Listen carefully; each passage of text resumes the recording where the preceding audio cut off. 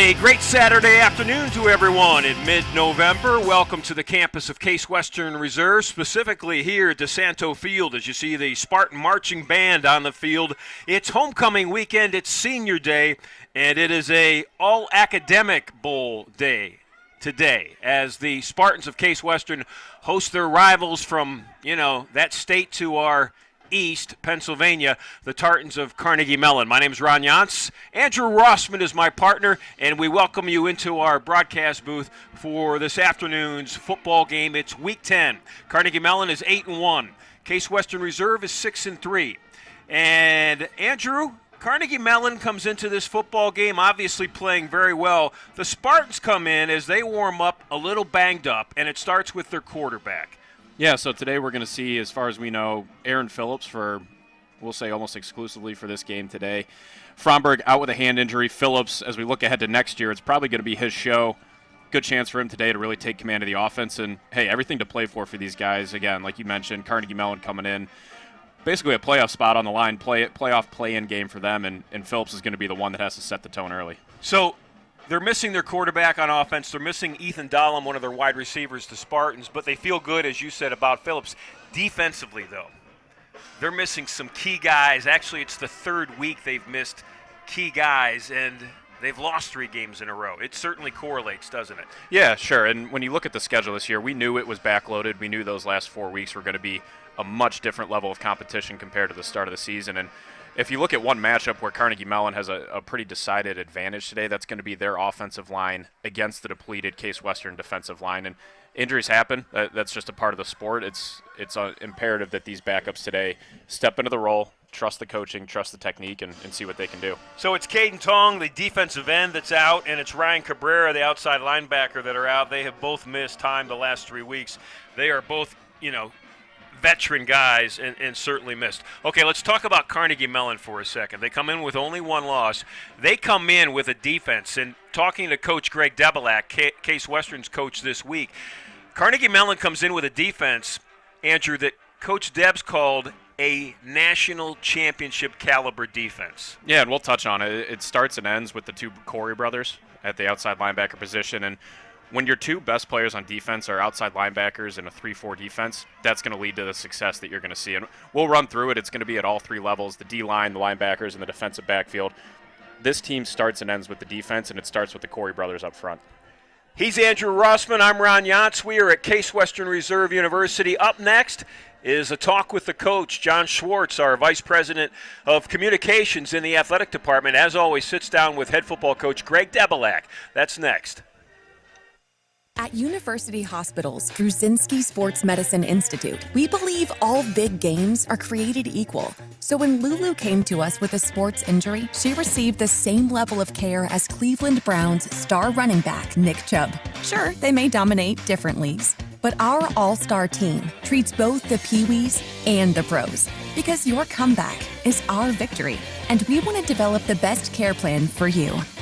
And for you.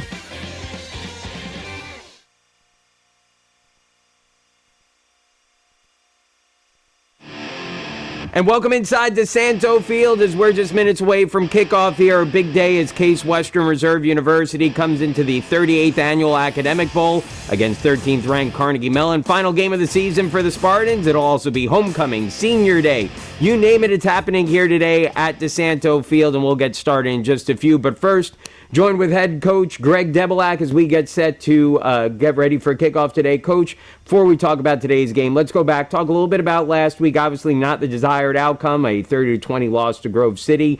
But you took some good out of that game, certainly, especially probably the last quarter or so when the offense really got going. Talk about that end to the game and, in particular, what Aaron Phillips did after coming in. Yeah, unfortunately, with Alex Fromberg going down, you hate to see that for a senior, but we've always thought we've had 2 really good Division III quarterbacks. Aaron Phillips is an excellent quarterback. He has played throughout the year and done really well, and he got his opportunity against a really good team and scored 3 touchdowns in 17 minutes. So, yeah, he really got us going. It was not a surprise. We have a very good offensive skill group, and Aaron came in and just lit it up. So excited to see what he can do here this next week. Greg, looking at today's game, obviously one of the games that you guys always target every year is the academic bowl. It's your rivalry game. Can you talk a little bit about today's game and what it means? Playing Carnegie Mellon here might be the last time for certainly a few years. Talk a little bit about this game and what it means to the program. Yeah, I think there's a natural rivalry just between Cleveland and Pittsburgh, and we recruit the same kids. We have a huge Western PA part of our roster. And it's just, it's a rivalry, and the kids, certainly want this game more than anything else on our schedule.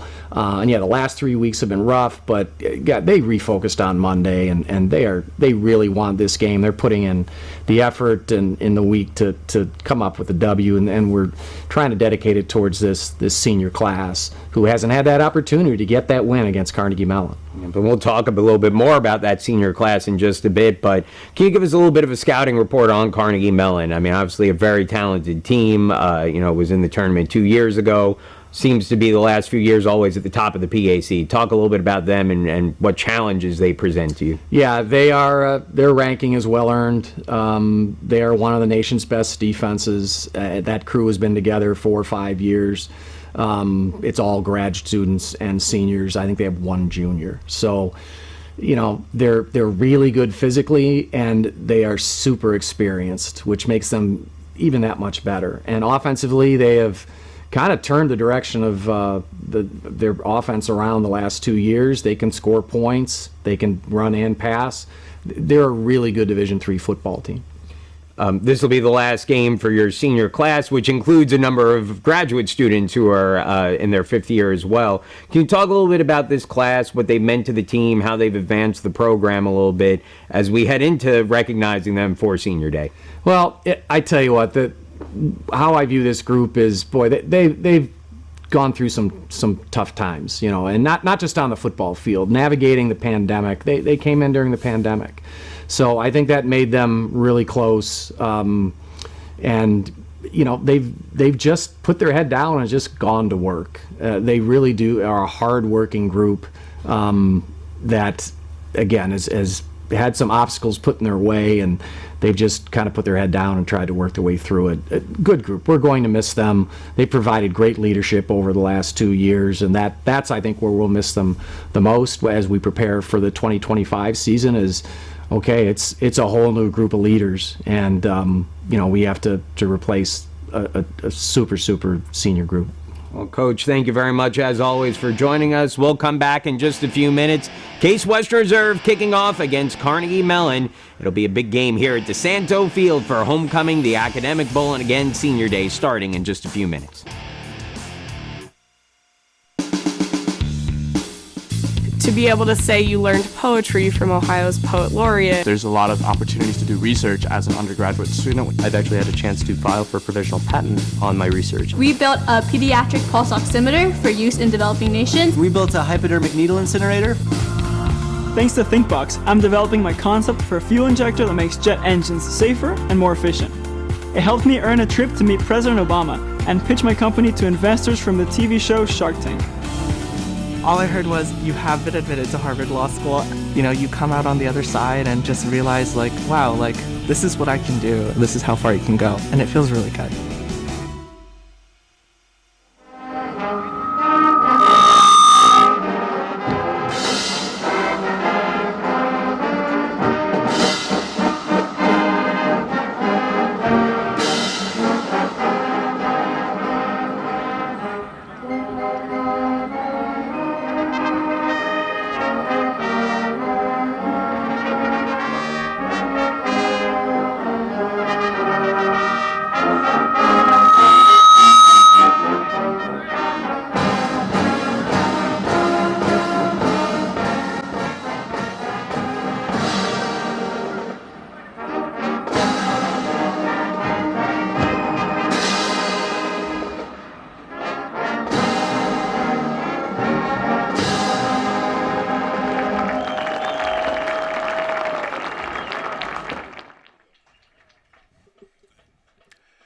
On the field, the Case Western Reserve University Marching Band leads us in the national anthem. Thank you to them. You can see at the bottom of the screen the group of parents that are lined up. It is senior day here today at DeSanto Field. It's not only homecoming weekend at Case Western Reserve, it is also senior day for the football players. And Coach Debelak, you heard Andrew him talk about those seniors to John Schwartz, and he thought the resiliency of this group, specifically because this is the COVID group. This is the class that not had to only deal with it for 1 year, multiple years, as we all navigated through that time. So their patience, consistency, perseverance, resiliency, whatever word you want to use, they're a group of fine young men. Yeah, it's tough. I mean, coming into college and trying to adapt not only to college but to college football, and then trying to do that under the context of COVID makes it a near impossible task that these guys did a really, really good job of navigating, and it led to a really successful and solid 4-year career for them. Again, looking for the high note here for their last game. So, and speaking of that, before we get to the public address announcer, which we'll go to shortly for the introduction of all the seniors and their parents, the opportunity that lies in front of this Spartan team as you see them come out to line up to welcome their seniors through this huddle, through this tunnel, is they got an opportunity. They have an opportunity to knock off their rival, not only to beat Carnegie Mellon, but also kind of destroy Carnegie Mellon's season.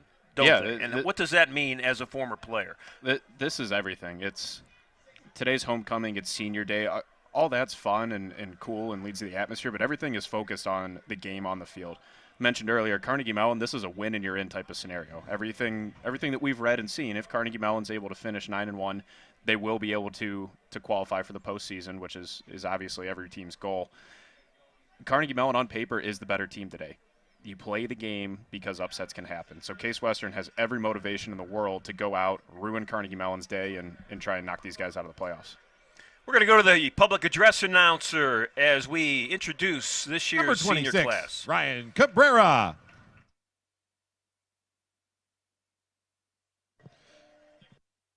Next, a defensive back from Avon Lake, Ohio. He is a mechanical engineering major and the son of Bill and Sarah. Number 16, Nate Sacalo. Next, tight end from Brook Park, Ohio. He is a Master of Finance student and the son of Tom and Christy. Number 8, Evan Colburn.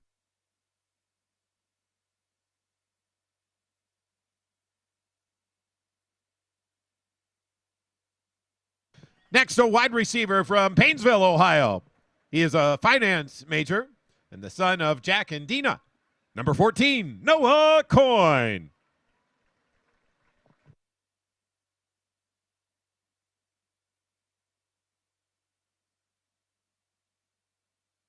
Next, a wide receiver from Upper St. Clair, Pennsylvania. He is a finance major and the son of Eric and Jennifer. Number 4, Ethan Dallum.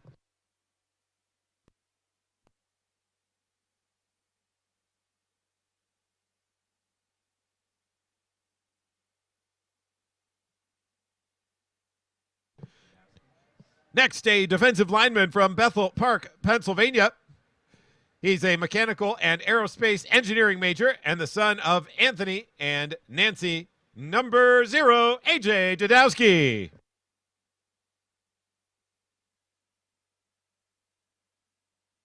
Next, a running back from Avon Lake, Ohio. He is an electrical engineering major and the son of Jason and Lori. Number 2, Gage Dusler.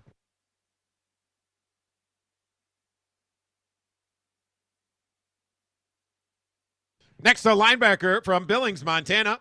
He's a law school student and the son of Lance and Darcy. Number 59, Hewlin Edward.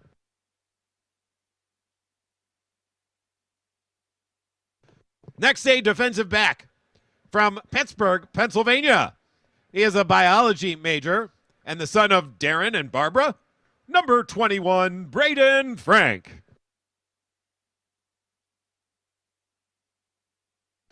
Next, a quarterback from Bridgewater, New Jersey.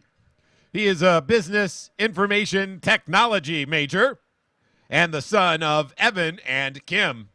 number 9, Alex Fromberg.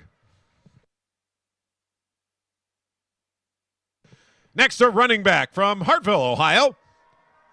He is a nutrition major and the son of Sean and Julie. Number 1, Sean Michael James.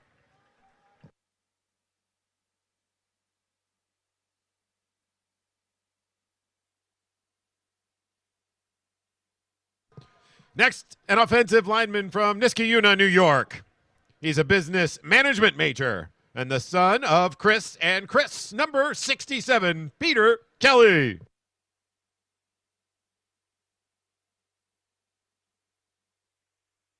Next, an offensive lineman from Ann Arbor, Michigan. He's a finance major and the son of Jim and Lauren. Number 62, Jared Kinsherf.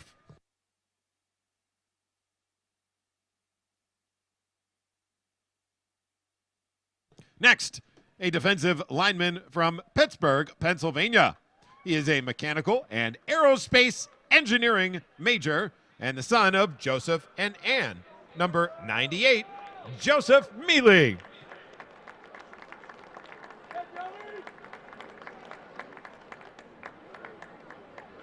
Next, a defensive lineman from Fort Worth, Texas. He is an accounting major and the son of Cam and Colette. Number 23, Jace Merritt.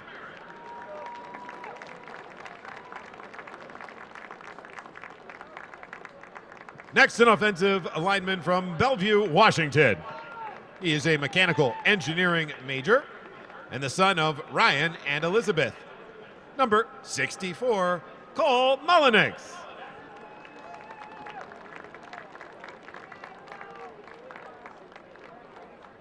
Next, a punter from Rancho Palos Verdes, California. He is a computer science major and the son of Joe and Marta. Number 87, Joseph Rhodes V.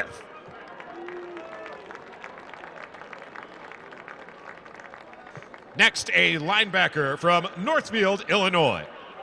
He is a finance major and the son of Jim and Margaret. Number 39, Brody Roth.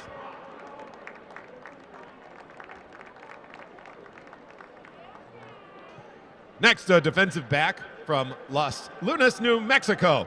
He is a computer science major and the son of Jerry and Melissa. Number 5, Dominic Size.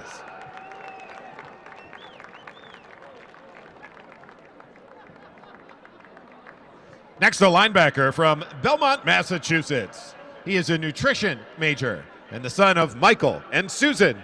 Number 32, Ryan Santoro.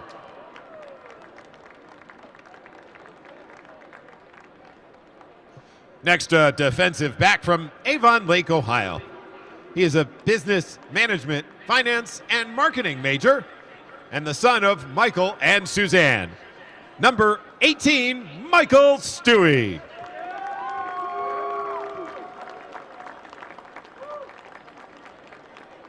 Next, an offensive lineman from Columbus, Ohio.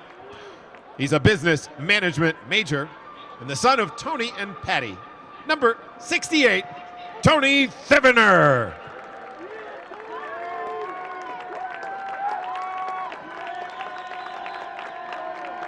Next, a defensive lineman from Powell, Ohio.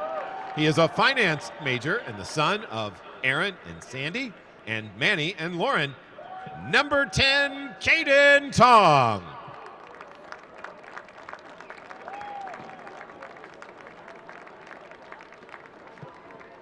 Next, a linebacker from Naperville, Illinois. He's a finance major and the son of Russ and Marianne. Number 9, Sean Torres.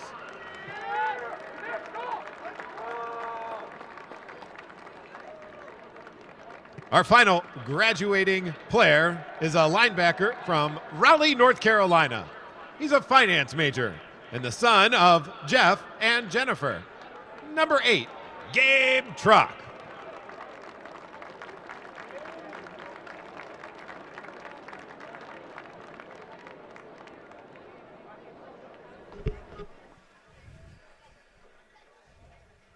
And there is a look at Gabe Trock, the final senior in this senior class of Spartans, playing their final football game here today at DeSanto Field. You are a former Case athlete, both in baseball and football.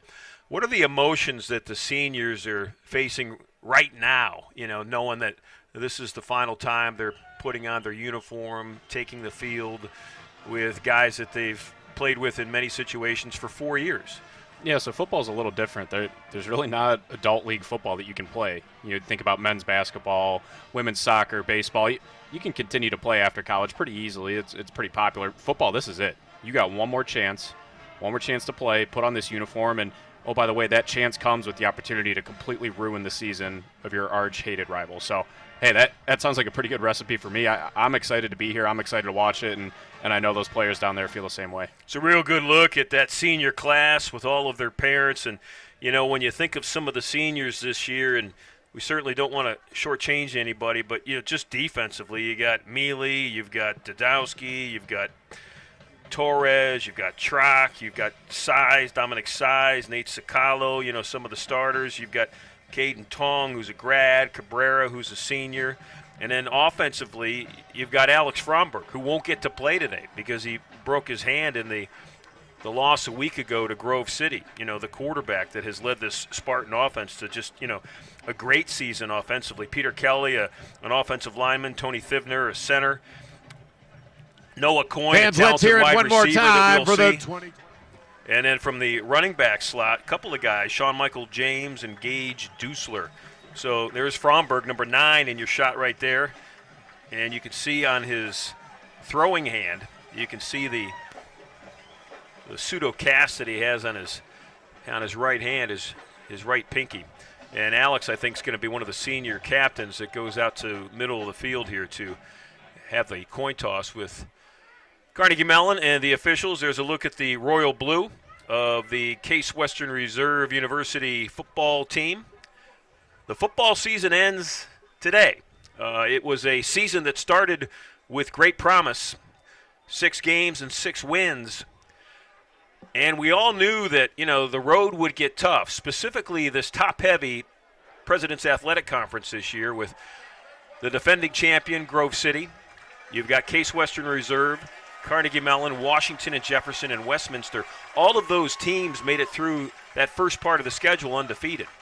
And all of those teams then started playing each other. And unfortunately for Case Western, when those games really mattered, that's when all the injuries took place, specifically on the defensive side of the football.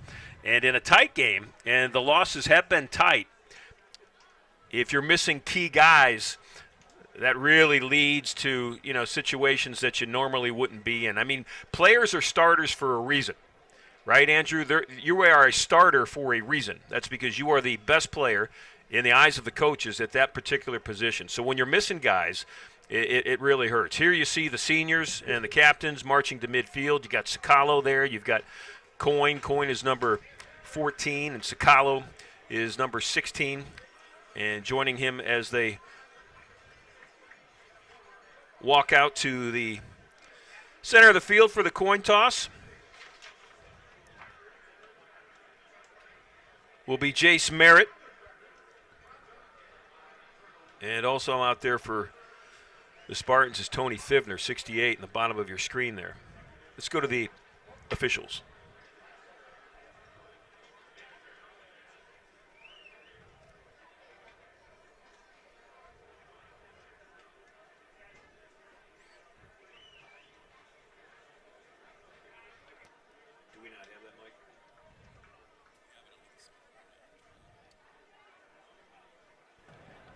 Carnegie Mellon won the toss, elected to defer. Case Western will receive to start the first half. So Carnegie Mellon has won the toss. They deferred to the second. There's a look at Greg Debelak, the head football coach of your Case Western Reserve University Spartans. Coach Debs in his 21st season. It's something to play for, even though the conference championship is no longer in the reach and an NCAA bid is no longer in the reach. Debs knows that his team, in talking to Coach Debs this week, he said, listen, We have had a great week of practice. These guys are focused. They are enthusiastic. They are supportive. Yes, we've lost 3 in a row, but this is an opportunity to beat our rival and to really ruin their season. Because if Carnegie Mellon loses today, not only do they lose out on a conference tri-championship maybe, along with Grove City and Washington and Jefferson, they also lose out on an NCAA tournament spot. It is very realistic that if the 3 top teams, Grove City, the defending champs, Washington and Jefferson, and Carnegie Mellon all win today, they all finish 9-1, and all 3 of them get into the NCAA tournament. Yeah. I don't know the last time that's happened, where 3 teams in a conference all get in. Certainly over the years in the PAC or the UAA or whatever conference that the Spartans have been a part of, you need to win to get in.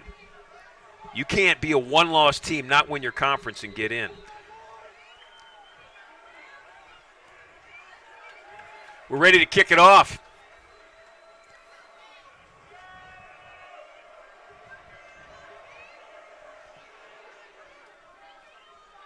Bo Wolf's going to receive it at his 4-yard line. And here comes the talented return man, and he gets smoked at the 16-yard line. Wolf got absolutely blown up straight up the middle by that Tartan special teams.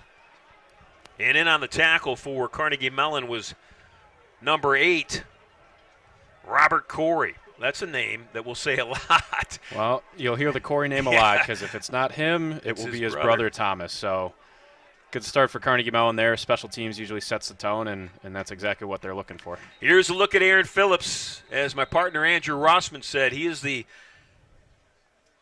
quarterback of next season. And he's getting a look this season. Actually, he's gotten a look every now and then. As Coach Debelak told John Schwartz in the pregame talk, we think a lot of Aaron Phillips, always have. He's a real good quarterback, the junior out of Highland High School in Medina. And now the team is his. Spartans have it on their own 16-yard line. The lone back in the backfield is Andy Kavsik. And Andy's going to get the football. And Kavsik's going to get up to the 19-yard line, 18 and a half. If Case Western, and Andrew, this is going to sound obvious, but it needs to be said. If they can be successful against this Carnegie Mellon defense, they have to be able to be somewhat effective running the football. Yeah, if you get one-dimensional against this defense, you're going to have more or less zero chance today. So, again, 3-4 defense for the Tartans. They're led by their outside linebackers, the Corey brothers, and expect them to play fast, confident, and downhill against the Spartans' offense. Phillips, little bubble screen to Cave, and boy, that Tartan defense was not only waiting for it, they suffocated it. You'll see it in this replay. There they are. There's the 2 brothers. So it's simple. It's simple. It's not easy for Case. They need to have a balanced attack today. You have to be able to carve out a way to move the ball through the air, and you have to get something out of the ground game. If not, it's going to be a long, long day for Phillips in this offense. Number 9 is Thomas Corey. He and his brother Robert, 2 of those outside linebackers that my partner Andrew's been talking about. It's 3rd and long. Mellon shows blitz. Here they come. Phillips stays in the pocket, throws it deep, and he had a receiver open. It was Alec Angelo, and the pass was a little strong. Aaron had to get rid of it quickly and maybe threw it before he really wanted to, and Angelo couldn't quite run under it. Yep, that's probably a picture-perfect start for the Tartans as they think about how they want to open this game. It's aggressive. It's coming downhill like we've said a couple times, and looks like they're going to set their offense up here in plus territory. So the Tartans receive. They'll have great field position. They will have the football after Benton Tamling returns it at their own 45-yard line. Let's take a look at that Carnegie Mellon offense and what they've done this year with 9 wins, or 8 wins in 9 games, rather. They've got a quarterback who's talented, but he's got 7 interceptions this year. He's thrown 24 touchdowns, though. So they're going to throw the football. And they do on the first down. Possession over the middle, and the pass is caught by Reese Kuhlke. Kuhlke, the sophomore, 6'4". He's a good target. Yeah, and that, exactly what you said there. He's a big target. He showed us there really good body positioning, and when you have a good throw and a bigger kid like that, hey, you could be a great spot as a defender, and it's just not going to matter. So Tartan's going to lean on their offensive line at some point here with the run game, but coming out slinging it, and like you touched on, 7 picks, but it shows a willingness to push the ball downfield and attack through the air. Mills again, and again a complete pass, and OC, the junior cornerback for Carnegie Mellon, quickly in on the tackle. Number 4, I really like him. Well, he's great. I think every game that we do here, especially at home, it seems like he really shows up. And, hey, if you do the difficult part of catching the pass, you're probably not going to get many yards after contact or yards after catch there. So great job by OC there, hey, giving up the catch but limiting what the ball carrier is able to get after he hauls that in. So it's 2nd and 6. The Tartans in their first offensive possession. They can run it, too. They average nearly 180 yards rushing on the season per game, and they'll run here with the quarterback. He'll keep it after the fake, and there's plenty of room down that near sideline for Ben Mills. Yeah, I like what we see out of the Tartan offense so far. It's exactly what we said the Spartans offense needs to do. They're the ones that have shown it so far. Balanced attack, and a theme throughout today. They absolutely have the size advantage up front. I mean, just looking at the offensive line specs here, we got smallest kid for them on the O-line is 6'3", 260, and it's just a pretty noticeable size matchup here for the Tartans' offensive line against the Spartans' defense. Now, Mills doesn't do that often. He has only 85 yards rushing this year as their quarterback in 9 games, and that play does not get started. It's a penalty Full start. on Carnegie Mellon. Offense, number 74, 5-yard penalty, first down. If you look at what the Tartans have done offensively this year, they scored 63 points a week ago in a win over Allegheny. They scored 69 2 weeks ago in a win at St. Vincent. They scored 66 in September against Bethany. 58, they opened the season against Teal. They can put points on the board. First and long, ball's at the 25.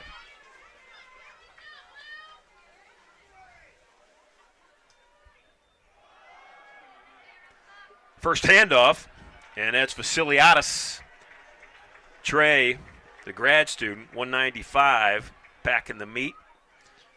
Well, yeah, and it's no secret on why this team's successful. It's older players, it's seniors, it's grad students, and that's on both sides of the ball. As we look at the Carnegie Mellon offense, Ben Mills, grad student, Vasiliadis, grad student, and then the whole host of people on the defense for them. So when your best players are the oldest ones and the most confident, it leads to the dominant season that you've seen out of them so far.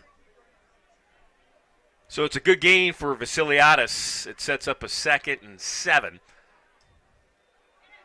Mills will throw it, and immediately tackled on a nice hit is number 5, Dominic Size.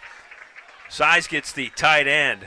You'll see 85. He'll catch it. Dominic released from his coverage responsibilities and made a great open field tackle. Yeah, and it started up front with Brian Cabrera, linebacker number 26, celebrating his senior day today. Bootleg action, able to get through, put pressure on the quarterback, and then that's exactly what you want. You want pressure in the face of the quarterback, corner able to come up and make a solid tackle and get him into 3rd and long here. So it is 3rd and long. Key down for that Spartan defense. And a show and blitz. Sakalo may have been offsides. There is a flag, and it's an incomplete pass. I checked my call. It wasn't Sakalo on the rush. I think it was. It might Offside. have been. Yep. Defense, number 26, 5-yard penalty, 3rd down. That's Cabrera. Yep, so we'll do it all over again. That'll take us from 3rd and 8 to 3rd and 3, and now with 3rd and 3, whole playbook wide open here for the Mellon offense. See them making a switch. Looks like Vasiliadis will sub out, and then they will have DJ Johnson, the sophomore running back, split out wide. But we saw earlier they may have a more open willingness to run Mills today. We'll see if they do that out of the empty look.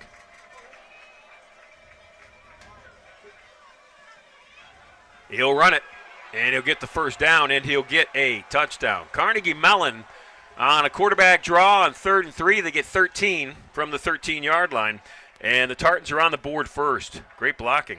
Yeah, it was really nice concept there. Spread them out, go into empty, and if Carnegie Mellon's able to do what they think they can do today, put some extra stuff on film, we'll see what the score looks like. They might start thinking ahead to what the next round looks like, and there you go. That's a new wrinkle. They call that a tendency breaker. They haven't run Mills a whole heck of a lot this year, but they're on the opening drive, two really solid runs out of him, and now the Case defense has to not only think about Vasiliadis in the passing game, but you got Mills on the ground as well. Point after touchdown is good. That penalty really hurt. It gave Carnegie Mellon a second opportunity, and they capitalized. 9:53 left to play first quarter. It's 7-0 Tartans. To be able to say you learned poetry from Ohio's poet laureate. There's a lot of opportunities to do research as an undergraduate student. I've actually had a chance to file for a provisional patent on my research. We built a pediatric pulse oximeter for use in developing nations. We built a hypodermic needle incinerator. Thanks to ThinkBox, I'm developing my concept for a fuel injector that makes jet engines safer and more efficient. It helped me earn a trip to meet President Obama and pitch my company to investors from the TV show Shark Tank. All I heard was, you have been admitted to Harvard Law School. You come out on the other side and just realize, like, wow, like, this is what I can do. This is how far you can go. And it feels really good.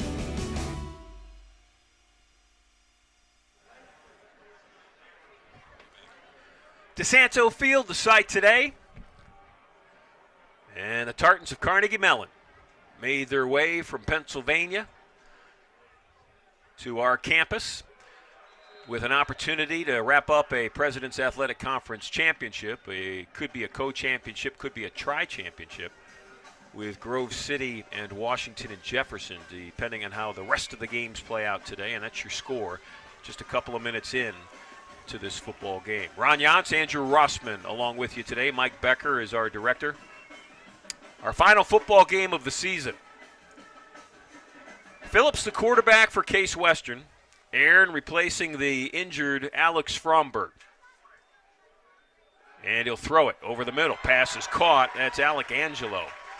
Nice play. Yeah, no, he threaded the needle there. That's really, really good run-pass concept there. And if they're going to be able to move the ball today, it's going to have to either be quick game like that or misdirection. If you sit back there and just let these linebackers come downhill, don't have to think, play aggressive, it's going to be a long, long day. So all credit to Phillips there. Really nice throw, fitting it in the slot and able to pick up a first down.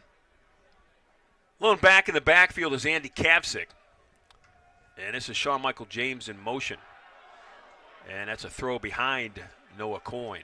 Yeah, it looks like they might not have been on the same page there. They'll get that figured out. And, Phillips does have experience. He's played in a large number of games his first couple years here, but this is really his first true test to come in, be the starter, own it from day one. And again, hey, this is your tryout for next year. We think he's going to be the leader of this offense. We're going to find out today. If you can do it against a defense like this, that's a huge step forward for him in this program. Well, that miss by Phillips on that pass to Coyne is rare because this season he's 24 of 29 passing the football. He'll pass it again. No, quarterback draw. He'll take it himself. There's some room. Drops his helmet and gets near the 40 on a 2nd and 10. He's always shown a willingness. He's not going to run like a quarterback. He's a really good athlete, and I would expect Coach Debs and Coach Slush to have a couple more design quarterback runs like that. Maybe you don't want to see your starting quarterback put his head down like that, but it's good aggressive running style and gets him into third and medium here. It's early, but this is big. You don't want to kick the ball back to Mellon. They have all the momentum at this point. Points here would really go a long way. Great crowd here at DeSanto Field today on homecoming weekend and senior day. Here comes the rush. Phillips with good protection. Phillips deep down the field. Cave's open. Caught it. Dylan Cave all the way inside the 20-yard line. No, check that. Bo Wolf with the catch. Look at this. He looks calm in the pocket. Notice that. Not as experienced, calm, beautiful deep ball over the head of the linebacker there. And again, Wolf able to make the easy play there and get the Spartans into the red zone. So this looks like we got a procedural penalty here. Illegal substitution, 12 players in the huddle for more than 3 seconds, offense. I was going to say, they didn't even break the huddle and there was a penalty. I don't think I've ever seen that. 12 players in the huddle for more than 3 seconds. Yeah, well, sometimes you'll see it if they realize that the guys they'll jump out. Yeah. It's kind of a gray area. If you're not in the huddle, it doesn't necessarily count. But big play. Carnegie Mellon gets a break there with the procedure penalty against the Spartans. Keep the momentum going. Has to happen here. So it's 1st and 15. Now the ball at the 22 for Aaron Phillips. Kavcik with a hole. Kavcik up the middle, and Andy inside the 15. I mean, he's a great player as a first year coming in. him and his brother coming, local Cleveland kids, and Andy's been awesome. He's team leading rusher. I'm not sure anybody preseason would have predicted that with Gage Dusler coming back, and that's probably the best blocking we've seen so far from the Spartans. Still early, but any rep you can get and build confidence against a defense like this is going to be imperative for them. Running the football has been maybe the biggest Achilles heel of this offense this year. So if they can get positive yards and gain some confidence early along that line, Tartan showing blitz. Phillips saw it, kept it himself on 2nd and 6, and he may get back to the line of scrimmage. Yeah, and you can see it. I mean, they're committed to the run early. This offense is a passing offense. It always has been, and as far as I can tell, it always will be. But that doesn't mean you have no run game. So credit to Debs and Slush here early. They know they need to be at least a little balanced, at least a little committed to the run game early. And mixed results so far. We'll see if Phillips is able to dial up here with 3rd and medium in the red zone. So the Spartans need to get to the 7-yard line. And they'll do it in a 4 wide receiver set. Phillips is going to throw. And near the goal line is Noah Coyne. Coyne went down to get it, caught it, kept it, and it's a first down. See here, great blocking by the offensive line and the running back Kavsik. Gave him a lot of time, comfortable. Again, he looks comfortable in the pocket, confident, able to find his go-to Noah Coyne there. And now you got everything in front of you. 2 yards. You got, in my mind, 4 plays to get these 2 yards and really have a big answer to the Carnegie Mellon touchdown earlier. So Cave's going to go out wide to the left. Coyne is to the right. Couple of Kavsiks in the backfield. Andy will get it, and Andy is in for a touchdown. Late call, but all that matters is that they made the call. Triple option. I don't know how we got here. I don't know how we got to the point that Case is running the triple option, but it's nice. It's confusing. It's a different look, and it's something that Mellon had to prepare for, and Case still able to execute there in the red zone. So the 2-yard touchdown run by Andy Kavsik caps off an outstanding drive for the Spartans. And they are a Gabriel Petrozzi point after touchdown away from tying this football game. And it's there. 5:54 left, first quarter. We are locked at 7. At University Hospitals through Zinski Sports Medicine Institute, we believe all big games are created equal. So when Lulu came to us with a sports injury, she received the same level of care as Cleveland Browns star running back Nick Chubb. Sure, they may dominate different leagues, but our all-star team treats both the Pee-wees and the pros because your comeback is our victory, and we want to develop the best care plan for you and for you. Well, that is an outstanding answer for that group of young men right there, the offensive unit for Case Western Reserve, as they are huddled around their coaches talking about what just happened and what will continue to need to happen for the Spartans to keep pace with this very talented Carnegie Mellon Tartan football team. Petruzzi will kick it off.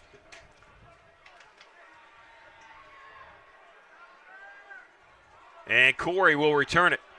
He's got an opening, and Corey is up near the 40-yard line. Okay, so like you said, huge answer from the Spartans coming back, tying the ball game up. Now the Spartans offense, they have that confidence. They say, hey, but nationally ranked defense, best defense in the country, best defense in the region, we just marched down the field on them. So that's the confidence motor for the Spartan offense. Now on the flip side, probably the more experienced side of the ball for Case Western, this defense has got to find a way to get a stop here. Carnegie Mellon really had whatever they wanted on that opening drive, run, pass, quarterback run.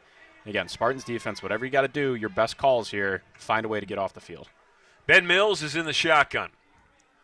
Vasiliadis is back next to him. Mills will throw it. Looks to his own sideline, and a pass is thrown, caught, and Dominic Size covers up quickly. Reese Kuhlke. Yeah, and Mills is another one, a grad student in his 5th year with the program. You can tell he has that confidence as well. Offensive line's giving him the time, really controls the ball, and that's what you want out of your quarterback. Have that point guard mentality, spread it around, trust your reads, and he's looked really good so far. So the pass to Kuhlke gains 6 yards. It's 2nd and 4.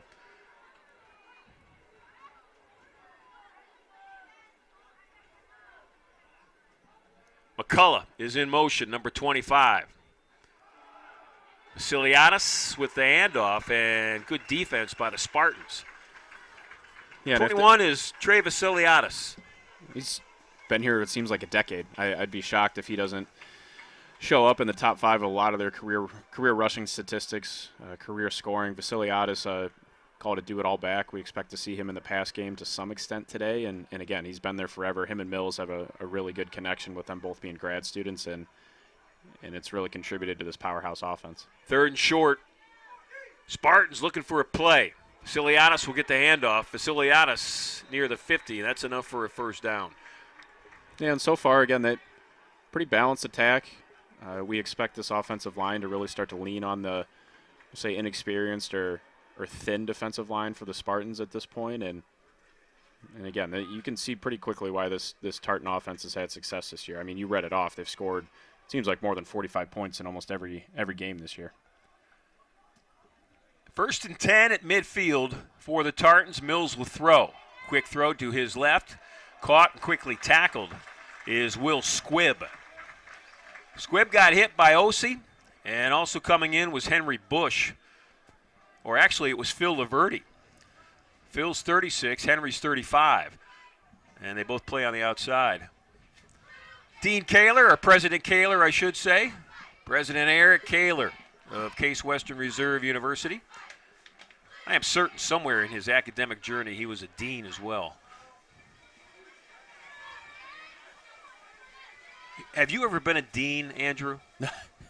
At the ripe age of 29, I haven't had the chance yet. Not yet. Maybe next year. Mills is going to run it. Mills near the 40. He'll get a first down. You know, it's interesting. I pointed out as you see the replay of Ben Mills running with the football. He's had 40 carries coming into today, but most of those carries are like, you know, when he's set to pass and he gets sacked and he's running with the football, because he's got 130 yards in lost yards rushing. So he had only 85 yards rushing coming into today in 9 weeks. But he has been a little bit of a weapon in the first 2 series. Yeah, he looks good. I wouldn't call him a top-end speed guy, but you can tell he's efficient, he's smart, and he's going to get down and get a couple yards here and protect himself. Vasiliadis with a hole on the right side, and he's got some room to run. And good pursuit defense by Mason Mell from his safety spot to keep Vasiliadis from really turning that into a big run. Yeah, if you look right tackle, 55, Charlie Katerinsink, able to get the pancake there, and I mean there was nothing left there on the right side. So Vasiliadis is really good. He's going to find a way to slink through the holes when they're there, and if you give him something like that, he's going to really turn it up there in the run game. Katerinsink, 6'4", 280. And Andrew mentioned the size of that offensive line. We'll go over it in a second. It's 2nd and short. Vasiliadis runs left. He'll get the first down. He's inside the 25. Katerinsik, the right tackle. Garrett Doherty's the right guard, 6'3", 260, senior. The center's Michael Fath, 6'3", 265, senior. Left guard Gabriel Bartis, 6'4", 280, and he's a sophomore. And then the left tackle, Hunter Campbell, 6'3", 260. You and I were on the field before the game. These guys were warming up near us, and both of us said, look at the size of those guys. They are big up front. Mills will throw it. Mills going to step into it, and a teammate's open at the 12-yard line, and that pass is complete on the far sideline, and it's complete to DJ Johnson. Yeah, and that was a big boy throw. That was from the left hash all the way to the numbers on the right side, and again, Mills continuing to build confidence. You can see why this team's 8-1. They have the defense. They have the offense that's able to be multifaceted like we've seen so far. Really their first pass play that has not been quick game. It's been a lot of slants, a lot of hitches, deep comeback route there, and again, he's able to drive the ball in there. Mills quickly, little bubble screen set up, blown up. Spartans with some real nice defense. A lot of guys in on that one. Yeah, that's another, called a tendency breaker on the right hash, and you're throwing that into the short side of the field. It's a lot of bodies in a small space, so if you don't get it blocked perfectly, it's going to get real clogged up there. Typically, you'd see that more to the field, so you get your playmaker a, say, wider area to work with. But credit to the Spartans' defense there. Really need to have a bend, don't break mentality here as we come to the end of the first quarter. Yep, clock's winding down, 10 seconds left. both teams retreating to their respective sidelines. It's been a good first quarter, 7-7. Tartan's threatening on the 15 of Case Western when we come back.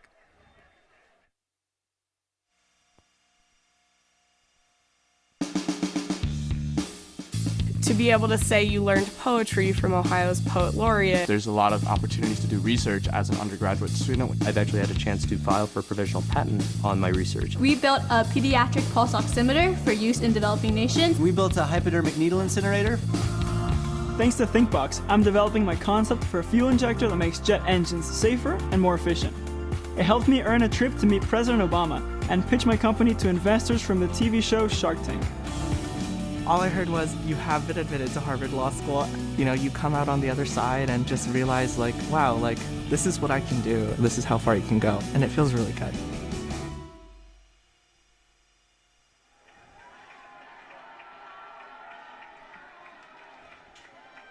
They are building way off in the distance. Here's a beautiful look as we pull out of the village that surrounds DeSanto Field. Dorms here at Case Western Reserve. The fall colors have lingered. It has been an outstanding fall in northeastern Ohio. Some of the trees still holding the color and the leaves here in the village that surrounds DeSanto Field. 2nd and 12. Tartans with the ball on the Spartans' 15. They are trying to wrap up their second offensive possession with their second touchdown. Mills going to throw to the end zone. Size and coverage. Dominic turned at the right time, and I thought he might get a pick. Boy, that was great coverage by number 5. That was awesome. We call that teach tape. So going to be man-to-man, press coverage, push him to the sideline, lean and locate, got his head around. A lot of times you'll see if the DB doesn't get their head around, they'll kind of bump right into the receiver. That's when the pass interference flag will come out. That was teach tape. That's if you're showing someone at the high school level what does press man look like, show Dominic Size there in his play on that one. Size, the senior, out of Los Lunas, New Mexico. It's 3rd and 12. Mills going to keep it.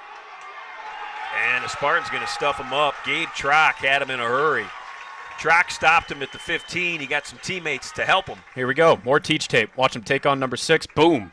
Shock at the point of attack. Get off the block, and then everyone's able to rally to the ball. So that was huge. Carnegie Mellon potential here to put up more points, field goal, but keeping them out of the end zone there with how your offense looked on the other side, that's a win there for that defense. So Justin Caputo will come in and kick it for Carnegie Mellon. Caputo on the year, 7 of 10 in his field goal attempts. This one from 33 yards. He's 2 of 2 in that range this year. Caputo's kick is up. And it is good. So that drive does not end in a touchdown. But Carnegie Mellon salvages 3 points. They get the Caputo kick. And it's 10-7 with 14 minutes left in this first half.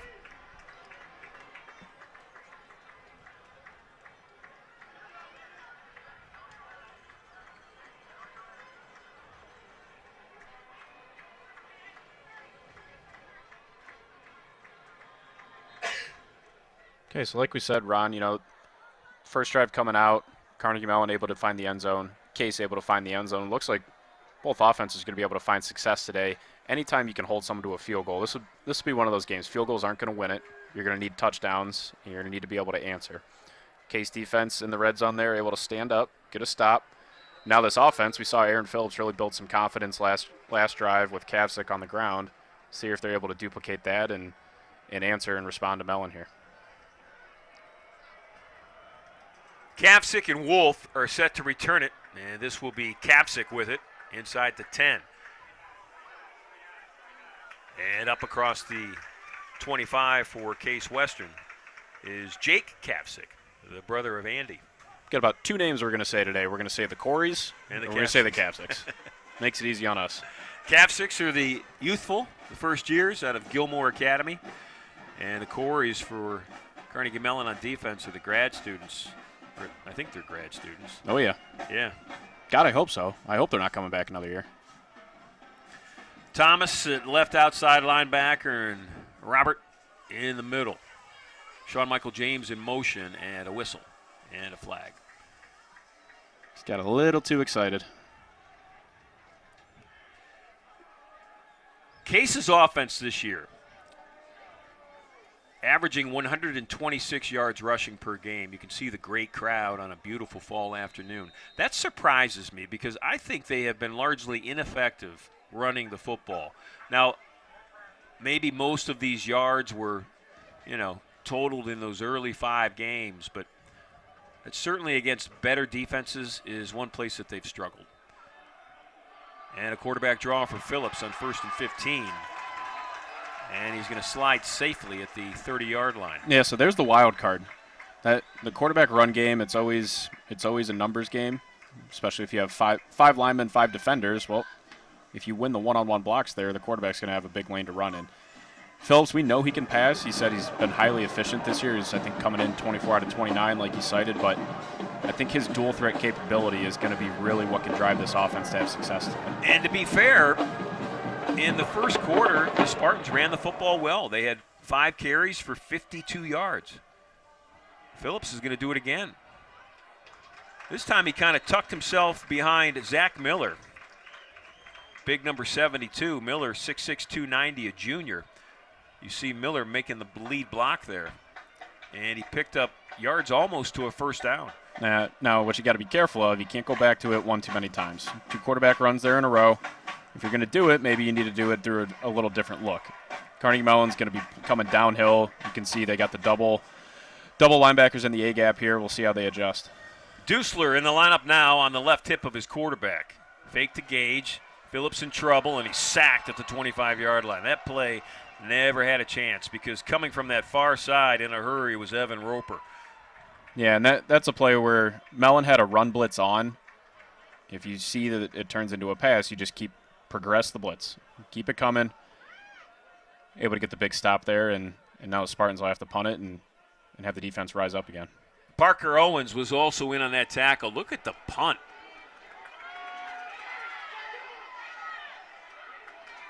That is a fantastic punt by Case Western's Joseph Rhodes V.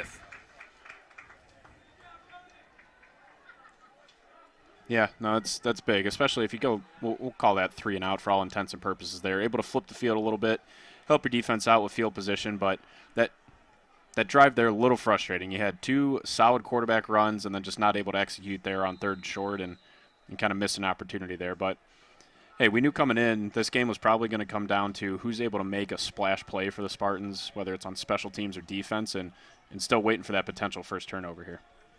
Carnegie Mellon's offense in that first quarter. They had the touchdown. They had 6 first downs to Case Western's 3. They had 2 sustained drives. And Mills is in trouble, and he's going to get enough to get back to the line of scrimmage and maybe add a yard or 2 more. Henry Bush, 35, the outside linebacker for Case Western, was the first to get to him. Yeah, it looks like Case has made a slight adjustment. We mentioned earlier that so far the majority of the Mellon offense has been quick game.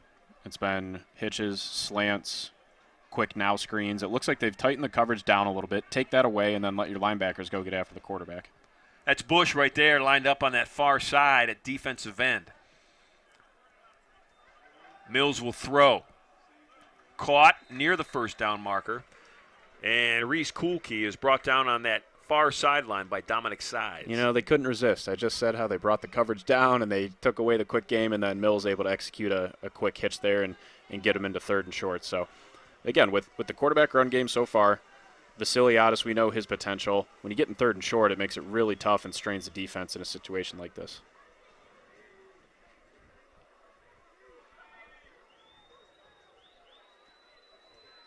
Vasiliadis, Snow, check that. Running with it is Will Bama. Bama got it, the football, and did not get the first down. No, they gave it to him. They gave it to him. Wow. The crowd is not happy. We'll see. He needed to get to the 39, and he got to... I don't think he got to the 39. I think he's down at the 38. At a minimum, you made those fine gentlemen go out there and hold the sticks. Wow. Use them. At least measure it. There's nothing to lose with measuring it, but the old official on the far side of the field felt confident.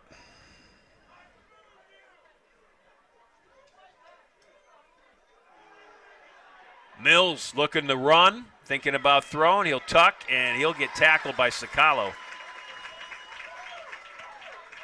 Yeah, that was a great play by Nate. Another Cleveland guy, local kid. It seems like he's played or started on this defense from pretty much week one of his freshman year.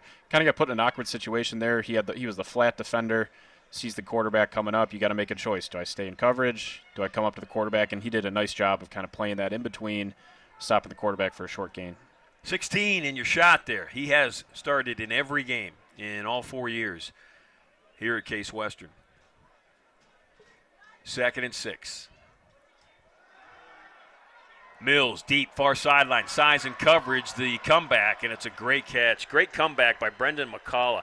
I mean, size had him blanketed, and it was that, back shoulder, short pass that it's almost impossible, I think, for defensive backs to react to. Well, and that's as good as he was down in the red zone on the previous drive. That's an instance where if he is able to get his head around, it's pretty simple. You turn your head and you can flick it away, but a lot of times in the game of football, a good throw and good body positioning like that is going to beat good defense. So not that size was out of position. He just got beat on a good quality throw there from Mills. So it's a long play for a first down. And Carnegie Mellon now has it at the Spartan 31-yard line.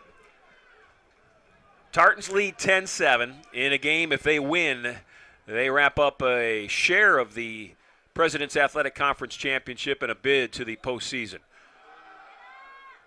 Mills to throw, and good coverage by the linebacker, Sean Torres. I mean, finally, it seems like Mills has completed almost every pass that he's had here this afternoon, and so far he's really been untouched in the pocket. That big offensive line that we mentioned earlier has been able to keep him relatively clean, which against a defense like this, Case also runs the 3-4 and has a multiple look approach to their blitz package, and they really haven't gotten anywhere near Mills so far. Andrew, in the first quarter, you're right, he was perfect, 7 of 7. Seems like 70 out of 70 if About we're looking at it. 6 minutes into this second quarter, 9 minutes till halftime. Here come the Spartans on a blitz. Mills gets rid of it quickly. Near sideline, coverage by Osi, and how did Reese Kuhlke catch that football and stay in bounds? Let's flip the mirror play of what they had on the far sideline. Again, good coverage by the Spartans defender. Just bigger body there, able to drop it in, and hey, I don't think you could have better coverage on 2 long completions like that, and it's been both sides, and hey, it's a credit to their graduate student, Mills at quarterback, able to make those plays and put his receivers in a position to succeed like that. Kuhlke at 6'4", and Osi in coverage at 5'9". The run, right side, and a couple of yards for Trey Vasiliadis. Yeah, and he's lurking. He's got big play potential. So far, Case has done a nice job of not really letting him get going. He had the one run where they collapsed down the right side, but other than that, the run game has really been predicated on Mills' ability from the quarterback spot, and Vasiliadis has been relatively quiet so far. Bama will take the direct snap, and Will M. jumps over the pile and gets pushed back. Nothing going there. So when you leave your feet, sometimes that's what you expose yourself to. Good job holding on to the ball. Great job by the Case linebackers. You can't really jump through a person, so defensive line able to submarine. Bama had to go over the top, and credit to linebackers being there and stoning him. 3rd and 2. Will take it again. Direct snap. And he is near the goal line, and they are going to mark him short. There's a spot. I like that one a little better. Looked like he had it. Looked like he could have bounced it outside. Didn't get a number there on the tackle. Looks like Daniel King, junior linebacker, able to really step up. And, hey, this is a big play early in this game. Will's going to take it straight up. Stuffed, still churning. He will not get in. That is a defensive stance, and celebrate Spartans. There you go. Change the course of the game. That was man-on-man, 4 plays in a row, nothing. Able to stonewall him. And you got to look for momentum-shifting plays. That's exactly what you want to have happen there. Bend, don't break. Get down to the 1-yard line. And then, again, man-on-man, able to get the stop there. So huge win for the defense. Puts your offense in a bit of an awkward position, but, hey, you'll take it. Keep them off the scoreboard. One of the guys In there and rushing off the field with a cast on his right hand was Ryan Cabrera. I mean, what do you got to save it for? Get out there. Get out there. This is the most important game of your life today, right now. Well, here's a tough play, right? I mean, you're at the Timeout. Case Western. Case is going to First call a time out of timeout. the They're going half. to talk about it. You're at the, look where the ball's at. You are less than half of a football from the goal line. So is it a simple snap and Phillips just runs forward with it, right under the center, right up the center? Yeah, this will be whatever you want to call it, the tush push. If you think about what the Eagles will do, you're going to have Phillips take the snap. Now, step one is you got to execute the snap. And you see a lot of times when you get down here, pressure can find space. Sometimes that center quarterback exchange can get a little rushed and a little awkward. Stay cool, confident, get the snap off, and then every inch counts down here. On the flip side, if you're Carnegie Mellon, this is exactly why you feel comfortable going for it on fourth and short, right?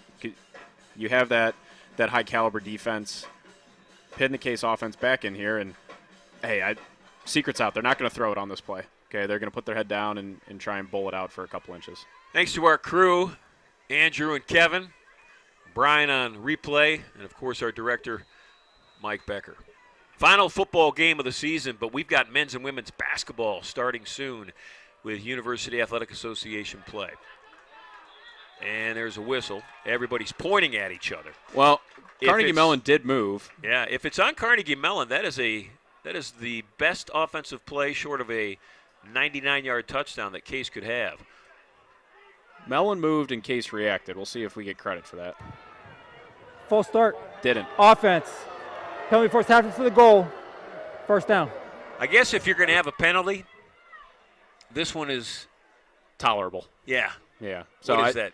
3 inches that you're penalized? Yeah. Typically, if the defense moves like that and you react directly, it'll be on the defense. But again, that low risk, nothing really changed. Phillips going to take that snap and just push himself forward. Yep. Good job. That's all you're asking for there. Just get a yard, 1 or 2 yards. Now you can get back, hopefully, to running an actual offensive play here. That's what he got, 2 yards. Yep. So it'll be 2nd and 8. Just under 7 minutes left in this first half. The Spartan defense has really played well. Down 10-7, but Carnegie Mellon on 2 successive drives. Spartan defense held them to a field goal, and then just most recently stuffed them on 4th and less than a yard.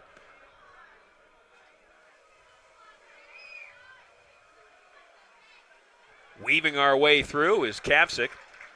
I'm telling you, Ron, he's going to be a really good player for a long time here. You see, he's already got, even at a young age, that jump cut ability. Yeah. When you can jump in and out, it makes it really tough on a defense because you're going to be in the hole, lateral jump, and it can really change the profile of the play. So I think if you asked him what does a successful first year look like, he'd be over the moon happy about what it's turned out to be for him this year. Tony Thivner, the center, is on the football. It's 3rd and 5 for his football team. He'll snap it to Phillips. Aaron in his own end zone. Over the middle. In and out of the hands of Noah Coyne. Yeah, it's behind him. So that pressure in his face. Phillips still able to get the pass off just a little bit behind. And Coyne's got that huge catch radius. I mean, he's an enormous kid out there, but still not able to make that connection. And a lot of that is because of the pressure that was in Phillips' face, forced to throw behind. That's a first down if they can complete it. So Rhodes with pressure will get the punt off. And receiving it at the 40. And a real nice open field tackle there by one of the best tacklers on the team, Osi Chukwocha. Yep. Good job. Good closing speed. Not a lot of hang time. Can kind of put your coverage unit in a tough position. And if you're Carnegie Mellon, won that field position battle. That's why you go for it on 4th down when you're on the 1 yard line like that. You expect your defense able to clamp down, get the ball back, and hey, you didn't really lose much other than 5-6 minutes off the clock. Osi, number 4 from Wilmington, Delaware. He's just a junior. Leads the team in interceptions this year. He's got 2. 2 of the 5. I'd love to see him get one here. They'll run it. Tartans will. Nothing up the middle. A little bit on the right side. Sakalo coming up to make a tackle along with,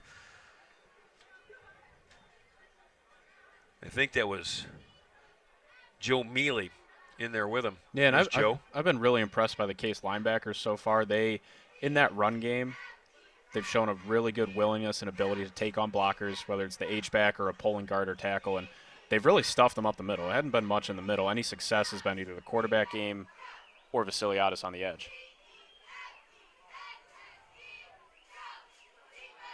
Mills to throw, deep ball, far sideline, nobody there. And that was good. It was right on the edge. That's right on the edge of where you could have illegal contact. You get 5 yards from the line of scrimmage where after that you basically can't touch them. Size has done a great job so far today using the sideline. You hear some people refer to that as the 12th defender. Squeeze him to the sideline, just kind of choke down the room that receiver has to operate. So it's 3rd and a long 6. Best play, heat him up. Looks like they're going man-to-man coverage on the outside. Squibb is out there, far left for his quarterback, Ben Mills. Vasiliadis will get the handoff. Looking for an opening. He gets near the 25. Yeah, they're going to mark him at the 26. It'll be 3 yards short of a first down. 3 yards short, and if you notice, nobody on the offense has really come off the field yet. So kind of an in-betweener. I do know they have a really solid kicking game, but looks like they're going to keep the offense out there. And again, this is confidence in your defense. That's why you're able to make decisions like this on the offensive side. Torres and Mel and Trock all in on that tackle for Case Western. Yeah, and what we've seen in the past, when they go empty, it's been a higher probability of QB run. We'll see if they go back to that with Mills here. 3 receivers to the left of Mills. Tight end now in a slot. Mills is going to roll that direction. And he's going to tuck it, and he's going to run it. And he recognized the opportunity. He had room in front of him, and he gets the first down. Yeah, it's a good veteran play. Yeah, Sometimes you'll see, just because it's not a 30-yard run out of the quarterback, that fills a need. That really stresses the defense. So we saw it there. Sprint out. Case did a good job of pushing the zone and getting coverage on the receivers, and Mills, the veteran presence, to just take what they give him, get the first down, keep the chains moving. And Mills is a big quarterback. He's 6'2", 225. So he can get out there and, take a hit and give a hit.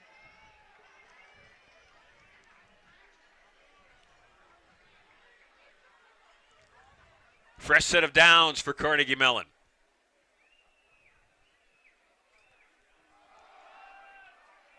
Vasiliadis with an opening, 10, cuts back, and he's on that far sideline, almost in for a touchdown. Nice run by Trey Vasiliadis. Yeah, and so far they've shown a strong willingness to run into the boundary, into the short side of the field. And you saw that earlier with their quick now screen into the short side, running it into the short side there. So something just a little different for the defense to adjust to, and that big offensive line able to crash down, set the edge, and again, Vasiliadis, he's a home run hitter. So it's 1st and goal. Now the ball at the Spartan 3. Mills will throw. And OC with good coverage. No penalty flag. I waited for a second to see if he'd get called for jumping on the back of Dominic Voiland. Yeah, and I think he got helped a little bit there. It looked a little awkward or a little early because the ball was tipped at the line. So you saw the referee making that signal that the ball was tipped. So kind of gives you a get out of jail free all card. bets are off, right? Yeah, exactly. Yeah. So here we are again, inside the 5. Looks like they're going to go direct snap like they did last drive, and we'll see if Case is able to rise up and stuff it again. This is Joey McGinnis, the backup quarterback. He'll take the direct snap with speed, and he'll get to that corner. That's a touchdown for McGinnis. Boy, you saw the speed there. He just outran the defense. Sean Torres tried to get to him, just could not. Yeah, I don't know what their plan is next year when Mills graduates, but if it looks something like that, that'd be a different look for this offense that already puts up 47 points a game.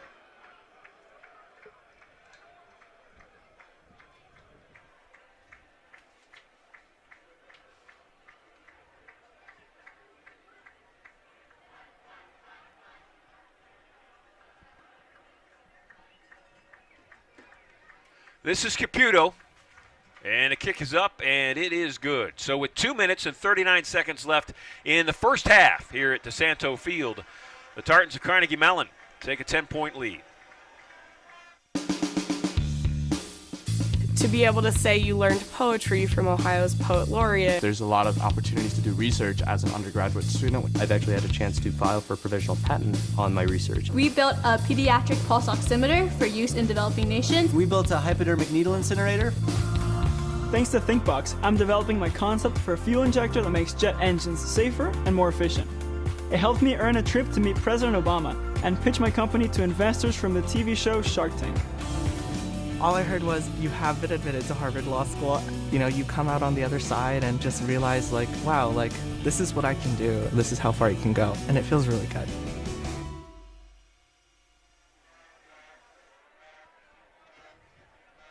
(17-7). Our score here at DeSanto Field. Got to get points. Got to find a way. 2.5 minutes left going into half. Carnegie Mellon's going to get the ball to start the second half. Got to find a way on offense to hopefully get in the end zone. Jake Kapsick will let the kick go through the end zone. And that Spartan offense around their head football coach Greg Debelak on the near sideline. See him at the bottom of the screen there. They are coming out certainly with a mission. There's a beautiful fall shot on homecoming weekend. That is the setting of the football field here at Case Western Reserve. Yeah, and with 2.5 minutes left, Case also has all 3 timeouts. This does not need to need to be exclusively pass. You can still run the ball. You've shown QB run so far is maybe the most effective part of the offense. Don't get away from it. You got time and you got the timeouts. Quick throw, and it's over the head of the intended receiver. That was Bo Wolf.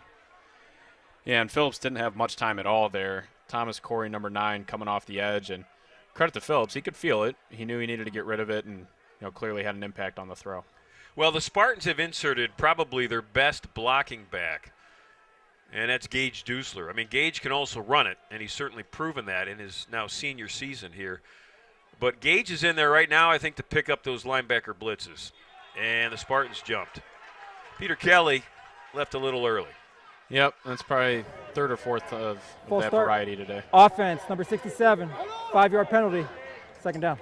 Can't happen. If you're going to beat a team like this, a nationally ranked team like this, you gotta stay disciplined. You can't give them any extra yards. They're already going to take plenty with their skill and ability, but can't help them out like that. It's 2nd and 15.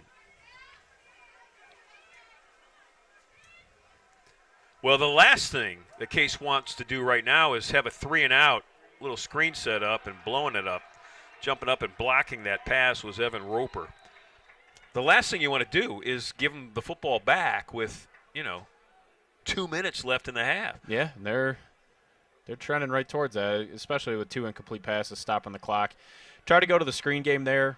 When you have a hyper-aggressive defense and linebackers like Mellon has, make them think a little bit, put them in a bind with the screen game, but able to get the hands up and not even able to execute that one. Robert Corey, number 8, was also in there with 40, Evan Roper. Here's the pass, 3rd and 15, deep ball, far side, Coins out there. Noah had it and couldn't bring it in. Boy, hit him in the hands.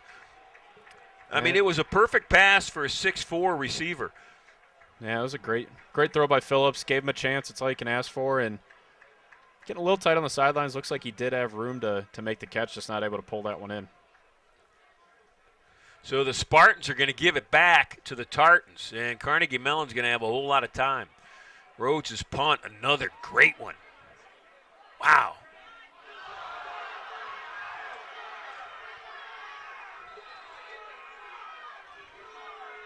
That was Voiland who received it. Yeah, it looked like we might have had a block in the back, might have been a sell job. I think they got their feet tangled. I think they got their feet tangled. So yeah, they got their feet tangled. Hey, frustrating, but that's probably the right call to make there, or the no call to make. Everybody saw, the falling player, but their feet. If you looked at that replay, their feet kind of got tangled up. See, we're nice and objective there. Yeah. No. I mean, that means we can make a homer comment later in the game, right? You build it up 1 for 1. Yeah. So defensive stand is needed now. And, that Spartan defense, I would think, has got to be a little bit tired. They have been on the field in the last 10 minutes, probably 8 of the 10. Mills going to go right at him. He's got a deep ball. He's got a guy creasing for a pass that's over his head. So that was Kolke out there. Yeah, and OC and Size, they've both been really good. It's been a lot of press man today. You see at the bottom, OC was also pressed up in that scenario. And outside of 2, we'll call them perfect throws by Mills, there hasn't been much they've been able to do against that press man coverage.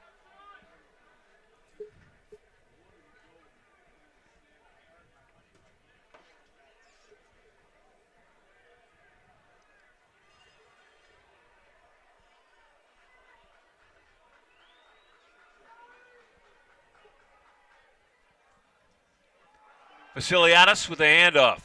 Osi with an open field tackle. Great tackle. Kept them in bounds, too. Run the clock. Now, I mean, Case, conversely, if they're able to get a stop here, they got 2 timeouts. Looks like Coach Debelak will take that. And you run the risk. You're stopping the clock for Mellon, but Game clock operator, please reset the game clock to 2 minutes. if you're Debs, you got to do whatever you can to try and get this ball back and probably take a walk over. Coach Miller doesn't need to hear it, but he knows. So whatever your best play is, 3rd and long, best blitz package, or if you want to play coverage, this is when you got to do it. Get the ball back for your offense. Give them a chance here going into half. Carnegie Mellon will get the football to start the 3rd quarter. So that's important as we close this first half to remember. Yeah, and if you're Mellon, now you have to make a judgment call. Do you come out with a pass play, try and convert the 3rd and 10, 3rd and 9? Do you go with a run play with the idea of, hey, if it hits, great, first down. If it doesn't, then we force Case to either burn clock or take a timeout. So we'll see. Decision-making time for them. I would likely expect them to go for it. I think they feel pretty good about their pass game so far, and especially with them having 3 timeouts left on the Mellon side. I think they'll air it out here and see if they can pick up this first down. So the huddles have broken on the sidelines, and the teams are ready. We've got 2 minutes left in this first half. It's 3rd and long, 3rd and 9. Tartans need to get to midfield, the 50-yard line.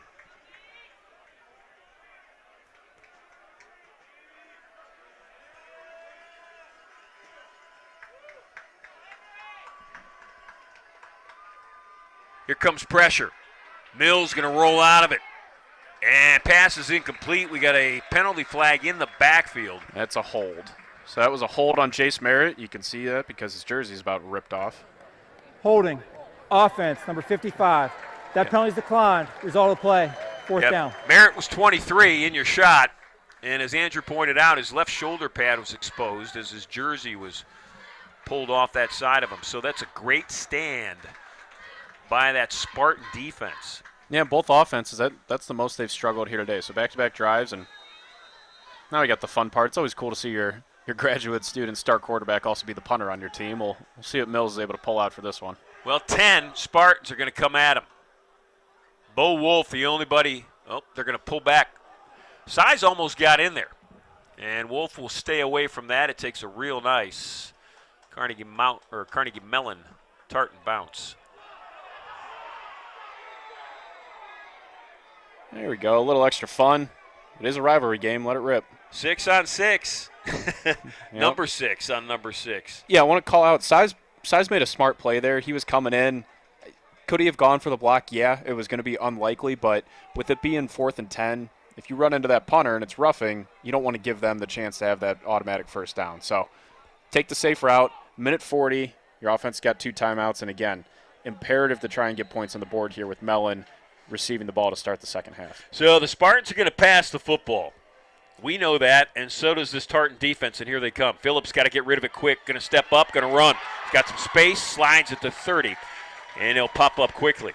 Minute 30 left to play in this first half. Yeah, and I expect more of that. They're going to look to push the ball downfield, and with Phillips, if it's there, if you got 10, 15 yards, go ahead and take it. Quick out, pass caught. Angelo runs out of bounds with it. Really nice, really nice. Good tempo, quick out. Clock will stop as they move the chains and out of bounds. And again, 2 timeouts here. You don't necessarily have to stick to the sidelines. Probably not going to go with a run here unless you really get a matchup that you like. But middle of the field's totally open. Clock will stop on a first down or a timeout by the offense. Angelo's going to come to this near sideline.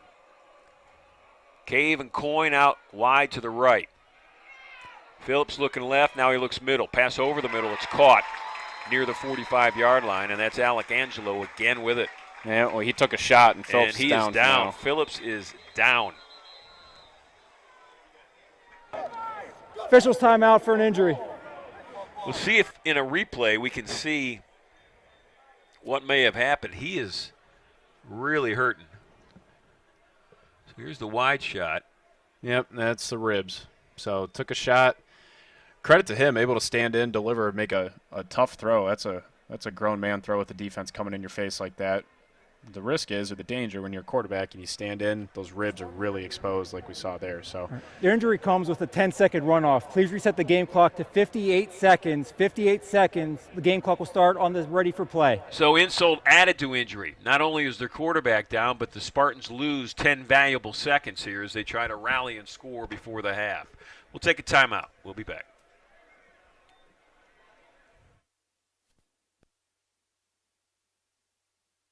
At University Hospitals through Zinski Sports Medicine Institute, we believe all Please big reset the game games are clock to created 50. equal. So when Lulu came to us with a sports injury, she received the same level of care as Cleveland Browns star running back Nick Chubb. Sure, they may dominate different leagues, but our all-star team treats both the Pee-wees and the pros because your comeback is our victory, and we want to develop the best care plan for you and for you. Sam DiTilio now in at quarterback, number 12, the sophomore out of Avon High School. He's in the shotgun. Sam's a runner, and he'll run with it. Straight up the middle, and he's stuffed at the 45. Yeah, all that hooting and hollering, but that is a first down. And just for the folks at home, we did see Phillips jog off. Looks like he's okay. And he's back in the game. Yep, back in the game. So one play for the backup, and the starter's back in. The official would not allow the snap. In the meantime, precious seconds. That's a pass caught by Coyne. There's a penalty marker on the far sideline. That was an odd play. The official would not allow the play to start. He was standing in front of Phillips. 4-5 seconds ran off the clock. Yep. It was offsides on Carnegie Mellon there, so they'll decline that. I mean, the clock went from 39 seconds to 34 before they allowed Phillips to take that snap. Well, I'm not sure they did that right because the clock stops until the chains get set. The chains are still moving. They didn't let him snap it. We'll see if they go and talk about it. Timeout. Case Western. It's their second timeout of the half. But ignoring the chaos of whatever it was we just watched, Phillips takes one play off, took a shot to the ribs, comes back in, and that's a throw. Throws a strike. That's a really good throw. Good to see Coyne get some confidence after a couple drops here in the second quarter. And now let's see. We're on the plus 38. You got one timeout left, 26 seconds. Probably got one shot to the middle if you want to take it. If not, you're going to have to pick and poke at the sidelines. So they're going to send Coyne out. They'll have Bo Wolf out there. Coyne's going to go far right, that far sideline. And near the Spartan sideline, the near sideline, the three receivers will be Angelo, Wolf, and Cave. Cave's been quiet, and he's been real good this year. Nearly 800 yards in receiving. Phillips looking left. Deep ball. Cave's out there. Near sideline. He got plowed. He just got run over. That is the most obvious pass interference you ever seen. Gotta be. Pass interference. Defense. Number 31. I don't think we'll see it in this 15-yard shot. penalty from the there we previous go, spot. Automatic. First down. I mean, hey, it still counts for the same amount of yards. I wouldn't call that teach tape, the phrase I used earlier, but if you're Case, there you go. Phillips throws a nice deep ball. You got big receivers on the outside. Throw it up, see what happens. You might see the most egregious pass interference you've ever seen in your life. 19.8 seconds left. That's Jackson LaJoy, 31.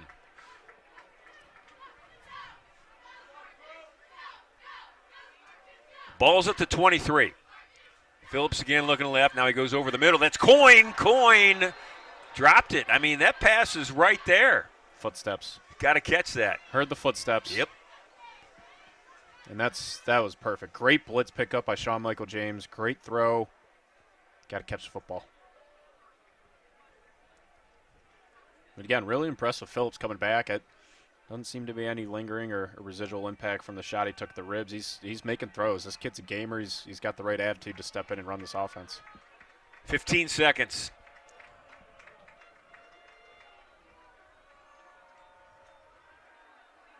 Phillips back to Coyne, and that's deep down the sideline. Noah's holding his left hip. Yep. No, he kind of broke that off. He broke felt it off, something, yeah. And I would imagine that's from the last play. He was kind of exposed and took a shot to the hip. You'll see on the replay here, this is a pure jump ball. Our guy's bigger than yours. Throw it up, and yeah, he he felt a hip pointer or something there at the top of the route. Yeah, he stopped the route even before the pass was thrown. And that's unfortunate. 3rd and 10, 11 seconds left. Spartans with some promise.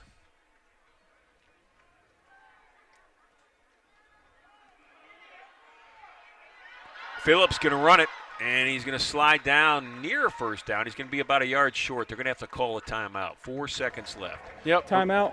Case Western. Really got third and and final spot timeout of the half. Yeah, yes. Yep. Good positive yardage. Didn't pick up the first down. It kind of a moot point with just 4 seconds left. But see there at the end of the run, able to get back in the center of the field, make it nice and easy here for your kicking team. So Gabriel Petrozzi will come out, and Gabriel will tow it at the 22, so it'll be a 32-yard field goal attempt for the Spartans to draw them within a touchdown.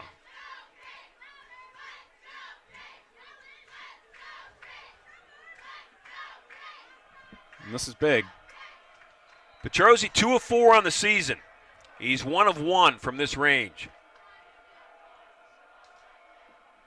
And the kick is up, and it is good. So as the clock hits 0 at DeSanto Field, Field goes good. That's the end of the first half. Spartans will run into the locker room, down a touchdown. That was a good drive to wrap up the half. It's 17-10 at the break.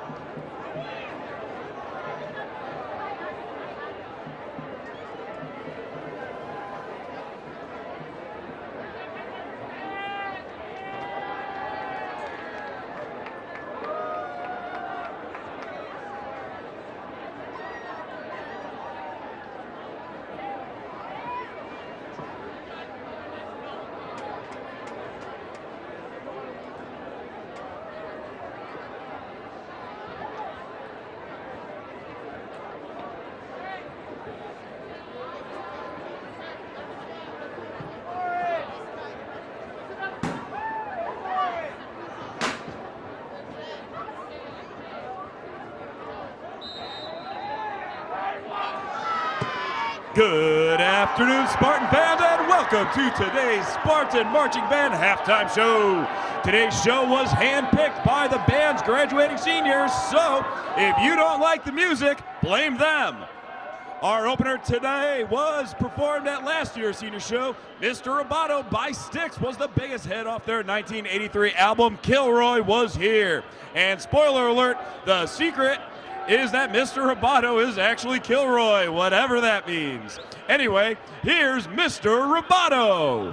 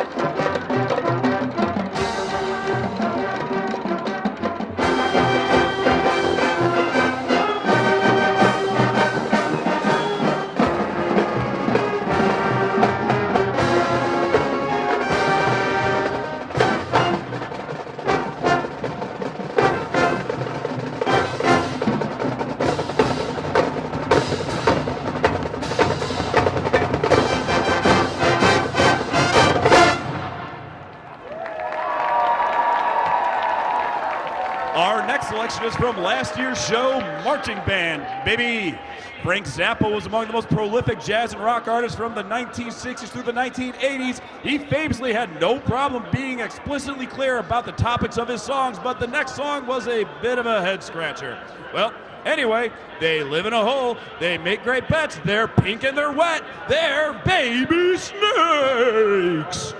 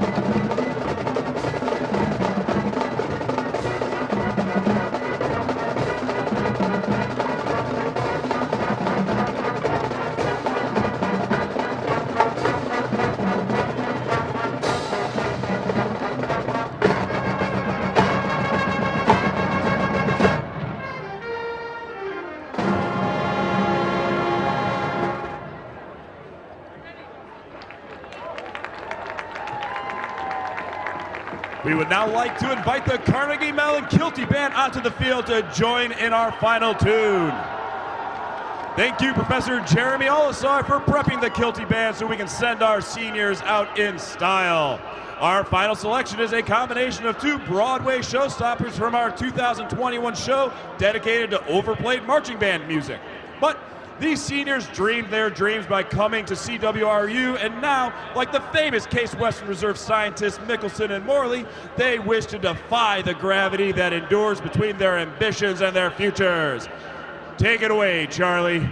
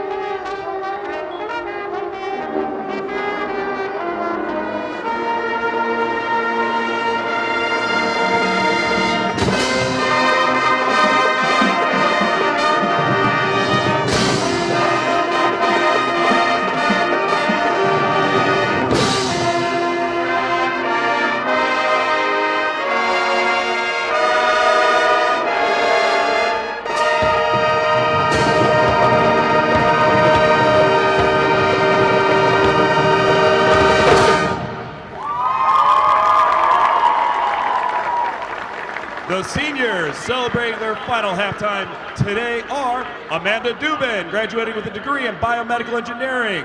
Morgan Griffith, graduating with a degree in neuroscience. Alex Muller, graduating with a degree in biology. Hannah Wurst, graduating with a degree in chemistry. Austin Kuntz, graduating with a degree in physics. Olivia Gutowski, graduating with a degree in cognitive science. Ian Sudrith, graduating with a degree in mechanical engineering. Nell Harris, graduating with a degree in economics. Ryan Rovner, graduating with a degree in mechanical engineering. Max Zweiback, graduating with degrees in computer science and economics. And Charlie Appy, graduating with degrees in music and physics. Thank you, seniors, for your years of hard work, and thank you for making music with us during your time here at Case Western Reserve University. Let's have another hand for our graduating seniors.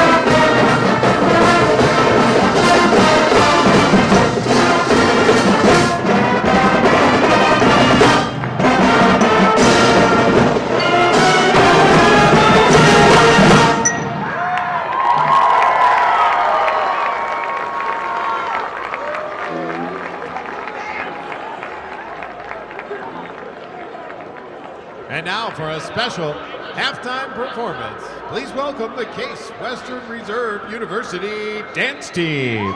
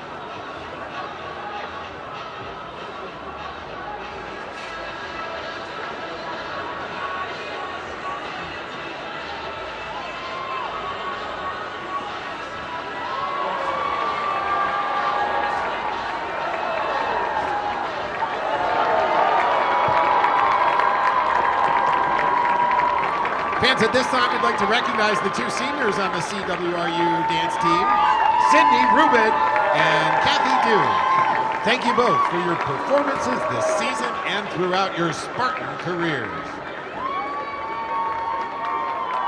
Fans, at this time, we ask that you please direct your attention to the 50-yard line as we recognize the winners and royalty for the 2024 Case Western Reserve University Homecoming Weekend. First, joining us to recognize the 2024 Homecoming Court are Case Western Reserve University President Eric Kaler and Vice President for Student Affairs, Travis Epgar. And now for the announcement of the Homecoming Court. Alex Flores, Olivia Cook, Amon Spencer, Sierra Cece Burchett Norquist, Kaya Kanj, Marlise Korzip, Kate Lee, Janine Longo, Jocelyn Martinez, and Mira Sethi. And now, President Kaler and Travis Apgar will crown the 2024 Homecoming Court winners. Your 2024 Homecoming Court winners are Alex Flores, Jocelyn Martinez, and Amon Spencer.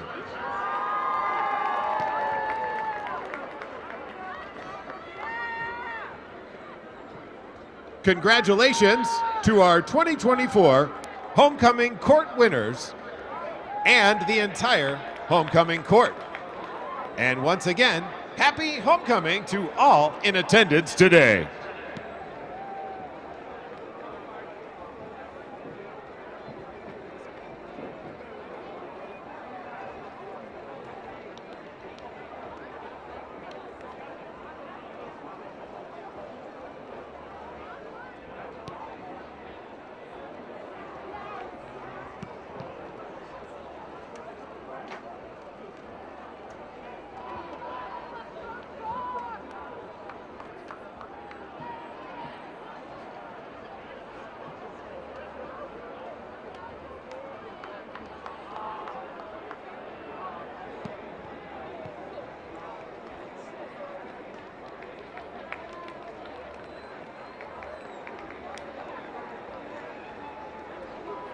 Fans, we'd like to thank our 2024 Spartan Golf Open Diamond sponsor Meyer Fairfax Market and gold sponsors Holiday Inn at Cleveland Clinic and Dr. Shayna Miskovsky for their partnership with the CWRU Athletic Department and their contributions towards student-athlete success. Thank you, and go Spartans.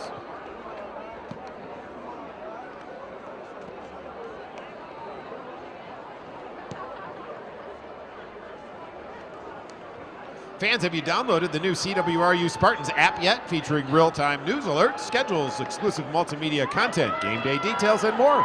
The new CWRU Spartans app is free and compatible with both iOS and Android devices. Visit your phone's app store and search CWRU to download today.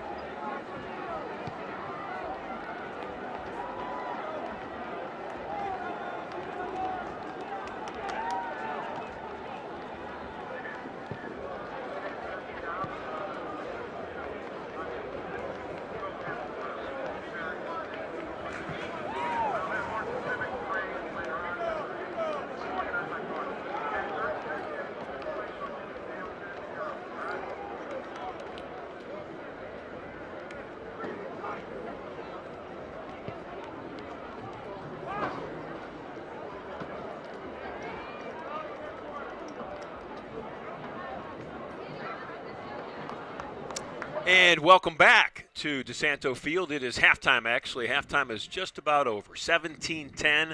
The Tartans over the Spartans as we head into this third quarter. Andrew, that ending was important, wasn't it, for Case Western, to get down the field, to get that field goal, to draw themselves within a touchdown? Yeah, coming out, being down a touchdown, it's not perfect, it's not ideal, but it is close enough. And when you want to hang around with a team that's ranked like Carnegie Mellon, you just got to stay close. Stay close, stay in the game. Still looking for that one big shot play, whether it's a pick, a fumble, a special teams play. They need that big momentum shifter, and it hasn't come yet. And I think because of the way they played in the first half, Case Western, both defensively and offensively, their goal is still, at hand. They can knock off this football team. Yeah, it's right there. It's a one-touchdown game. That is literally all it takes is one play. Now, we don't know who's going to make it. Somebody's got to rise up. Again, quick change, pick, fumble, a big hit, a big block. It can just take one play, and then you'll get the momentum going. But in the first half, they should have confidence. They moved the ball. This defense, call it the best in the nation, they got in the end zone. They were able to move the ball and hopefully expect that to continue in the second half. Carnegie Mellon's going to get the football as we are ready to kick it off here in the third quarter from DeSanto Field. And the Tartans will start with it, and they'll start with it at their 35-yard line. Take a look at the stats in that first half for Carnegie Mellon offensively. They had 108 yards rushing and had 190 yards in total offense. So they did a real nice job, Case Western, defending the pass. And, Mills, their quarterback, came into this game. That's Will Squibb, their wideout. Known more for his passing than for his running. But the adjustment that Carnegie Mellon made as Vasiliadis gets it, and he rushes up over the 40. He's going to pick up about 7. Was that they really introduced Mills to the running game, to that Spartan defense. Yeah, in the first half, if we look at Mills' stat line, 7 carries, average of 6.9, total 48 yards gained. Not sure we expected that. And then, if you look at the passing, kind of predicated on the 2 long passes to the sideline that we saw. But passing attack really wasn't as much or as prolific as we would have thought. Second and short. Vasiliadis again, and that Spartan defense is stout. Dudowski with a big hit. There's a penalty late. Both sidelines are screaming. Of course, both sidelines pointing to the other. Well, this will be on Case.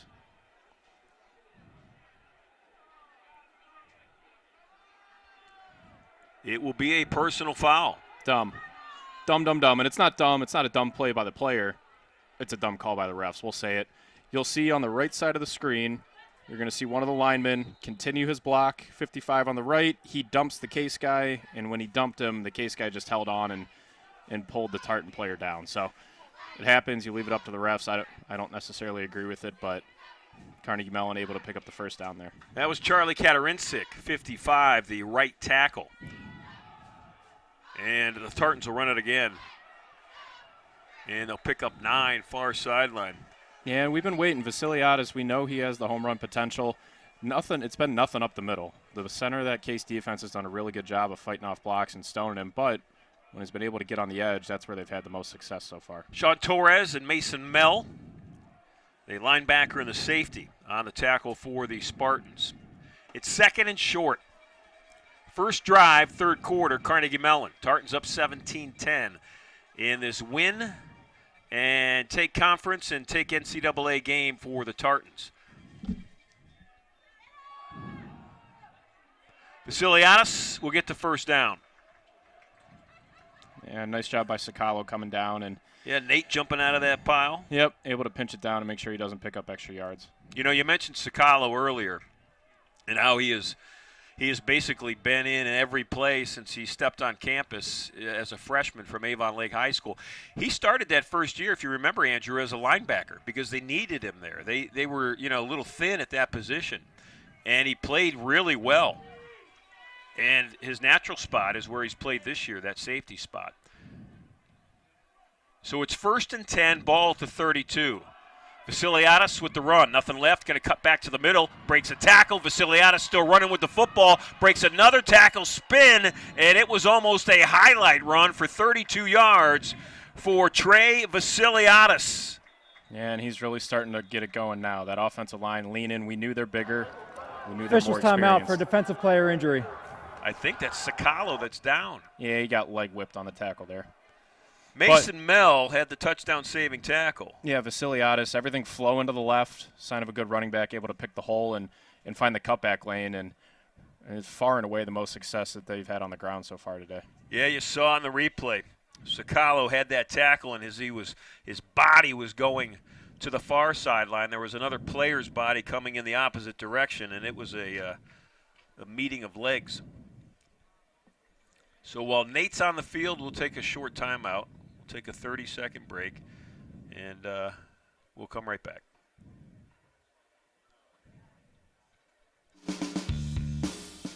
To be able to say you learned poetry from Ohio's poet laureate. There's a lot of opportunities to do research as an undergraduate student. I've actually had a chance to file for a provisional patent on my research. We built a pediatric pulse oximeter for use in developing nations. We built a hypodermic needle incinerator.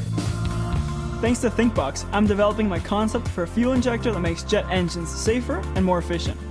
It helped me earn a trip to meet President Obama and pitch my company to investors from the TV show Shark Tank. All I heard was, you have been admitted to Harvard Law School. You know, you come out on the other side and just realize, like, wow, like, this is what I can do. This is how far you can go. And it feels really good. So Sakalo walked off the field himself, but he walked off with a noticeable limp. McGinnis, again, the backup quarterback, and he'll run it again. This time he gets near the goal line and he's in.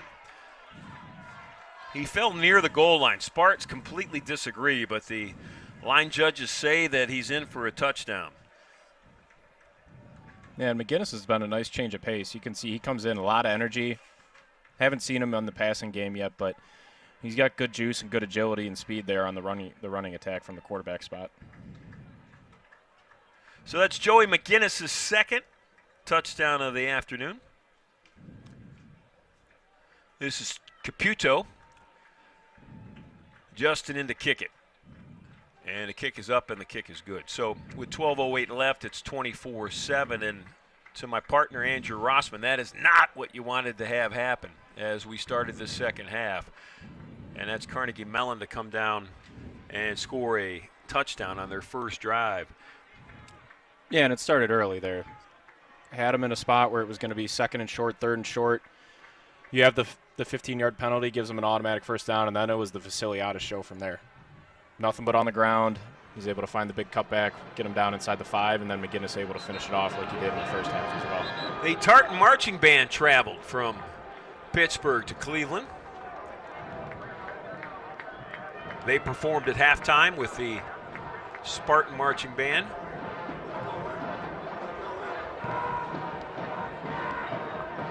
Yep, now it's showtime. Down 2 touchdowns. You showed in the first half you can move the ball. You got to string it together. The thing we really got to watch in the second half, Phillips has made the throws. We got to find a way to catch the football. Okay, the throws have been there. The offense has been there. Got to find a way to convert and take care of the football.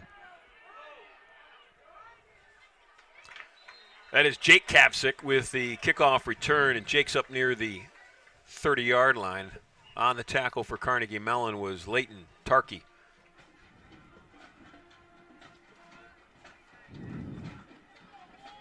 Okay, and if I'm Phillips, again, in the first half, pretty good. Pretty good performance through the air, on the ground. Noah Coyne with a couple big drops. You got to get Coyne involved early. Okay, for your own confidence, for Coyne's confidence, he's out there. That's your best offensive weapon. I would look for them to go there early. Again, get his confidence up, get an easy catch, and then go from there. He split out wide to the right. This is Sean Michael James in motion. Pass over the middle, and it's behind Alec Angelo. Happened a couple of times today for Aaron Phillips. Yeah, I think that one might have got tipped. You know, credit to the D-line, especially with that quick game. You're not going to have time to be able to get to the quarterback, get the hands up, tip it. You're right. Yep. It did get tipped. Because it was there. It changed completely. And now this is what you need to avoid.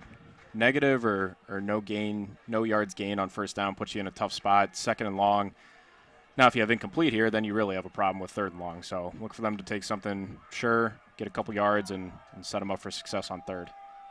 Phillips wants to run. There's no room to run.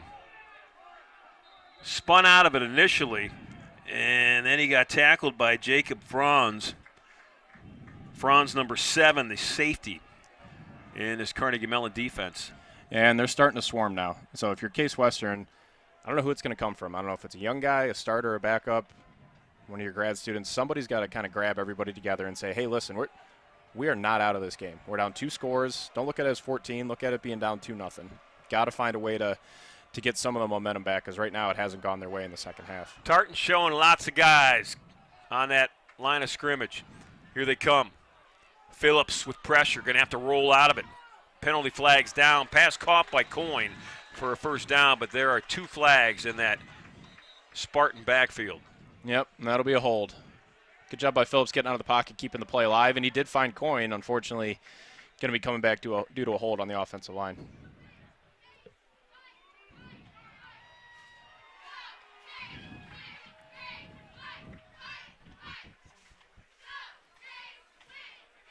I'm interested to see who they call it on.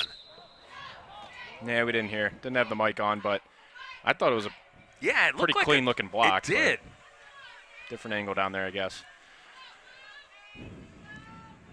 Gage Dusler now in the game, lined up on the left hip of his quarterback. Gage will pick up the blitz. Phillips, a little bit behind Noah Coyne. Yeah, and as we think back to the first half, Phillips took that big shot to the ribs. He knows that defense is coming screaming at him. It gets in your head. You're only human, and that's why it's so tough to play quarterback. You take one of those shots, unfortunately, you got to stick in and you got to take it again. All that to say on that play, you see the defensive pressure getting to him, impacted his footwork, throws behind Coyne, and 3 and out. Bad snap. Rhodes it was a circus to try to get it off. And he did, but he didn't get out of the end zone. Officials are going to talk about it. Rule on the field was a punt that went out of bounds behind the goal line. Result of the play is a safety. 2 points, Carnegie Mellon. So the wheels have fallen off here in the third quarter for the Spartans. We'll take a look at that punt attempt again. Yeah, and you said it throughout. If you're going to beat a team like Mellon, you need to more or less play mistake-free football and then some. You need to play mistake-free and make a couple momentum-changing plays. Unfortunately, so far for the Spartans, it's been the opposite. And from the start there, we'll see if we're able to get a replay, but bad snap impacted the operation, and then Joseph Rhodes kind of fighting for his life back there, so not much you can do in that scenario.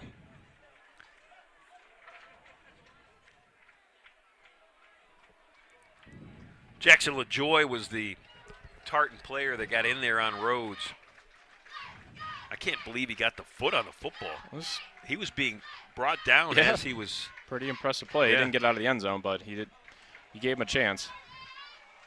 Now the free kick, going to punt from their own 20, and then Carnegie Mellon will be able to get the ball back and look to build on a 16-point lead.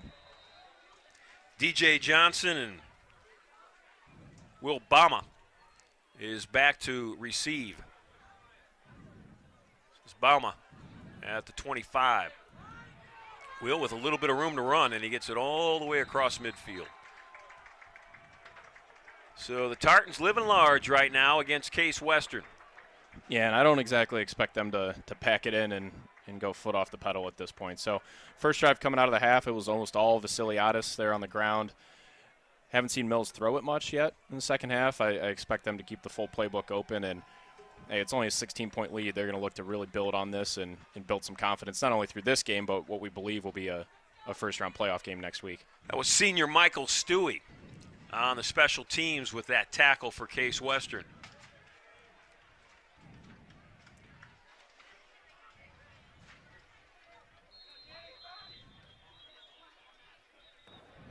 Timeout, Carnegie Mellon. Timeout, Tartans. Timeout on the field, Carnegie Mellon. So let's keep it here for a second, partner, and let's take a look at those other games today in the President's Athletic Conference, because there's an opportunity for 3 teams. So as we walk into today, you've got Grove City ranked 12th in the country, defending champions in the pack. Carnegie Mellon ranked 13th, and Washington and Jefferson ranked 18th. All three of those teams are 8-1. Obviously today, Carnegie Mellon's here playing Case Western. Grove City's at Westminster. Now, that's not a gimme. I mean, Westminster is a good football team. Actually, they beat Case Western at Westminster about midway through the season. Washington and Jefferson's at Allegheny. That, I would say, is a gimme. So if W&J is secure to win or guaranteed to win, and all these games are being played right now at the same time, they're at 9-1. Three teams could end 9-1. And you have felt, Andrew, and said that all three make the tournament. Yeah, everything that I've read or seen online has made it pretty sure that at a minimum 2 are getting in, and most people think all 3 will. Pass incomplete. Sakalo was out there in coverage. Ron, just the games you referenced. So if we look at Grove City playing Westminster, Grove City's up 29-9. Wow. So they're up 20 in the fourth quarter. And then separate from that, W&J at Allegheny 45-0 at the start of the fourth. Yeah, you're going to have both of those teams walking out with a win. And trending right now here, unfortunately, at DeSanto Field, if you're a Spartan fan, it looks like a Carnegie Mellon victory today. Second and long. Vasiliadis will pick up maybe a yard. And if you're Case, it's still a 2-possession game. Okay, 16 points, 2 possessions. You're not going to be able to do anything against this team, though, if you don't get stops here on the defensive side of the ball, especially when you get Mellon in a scenario like this. Third and long. We'll see. It's kind of an in-between spot of the field. Carnegie Mellon might be saying, hey, we got 2 plays to get 9 yards, but it starts with 1 play here. Do you have the guts? Do you have the confidence? Go out there and make a play just in this one instance.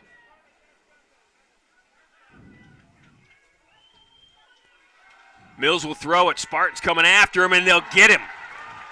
Spartans with the sack. It was Gabe Trock, number 8. There you go. Takes those plays. This game is not over. Trock's played a lot of football. A lot of these guys on the defense have. They got to have the pride, no matter what that scoreboard says, especially in a rivalry game like this. Got to continue to execute, and somebody step up. Hey, make a play. Say you make a sack like that and go block a punt. You can go from there. Who knows? Andrew, that's a big defensive stop. Sure. I mean, because if Carnegie Mellon already up, after the botched punt that led to 2 points, it's 26-10. If Carnegie Mellon goes down and scores there, that is not good news. So that's a big, big defensive stop. How did that punt stay in bounds? I guess they're going to mark him out at the 20. I thought, how did that stay? Yep. It's out at the 20. And that's where the Spartans will start offensively. So let me ask you this, Andrew. Carnegie Mellon's defense getting to Phillips quickly. I mean, not only if they don't get to him, they've got at least enough pressure that he's got to throw early, and oftentimes that has led to, miscommunication or just a little off with his wide receivers. So, I mean, how do you adjust to that right now? Well, you got to look at the run plays that they had success with in the first half. It wasn't just QB run. Maybe if you want to go that route, look at sprint outs, give Phillips a run-pass option.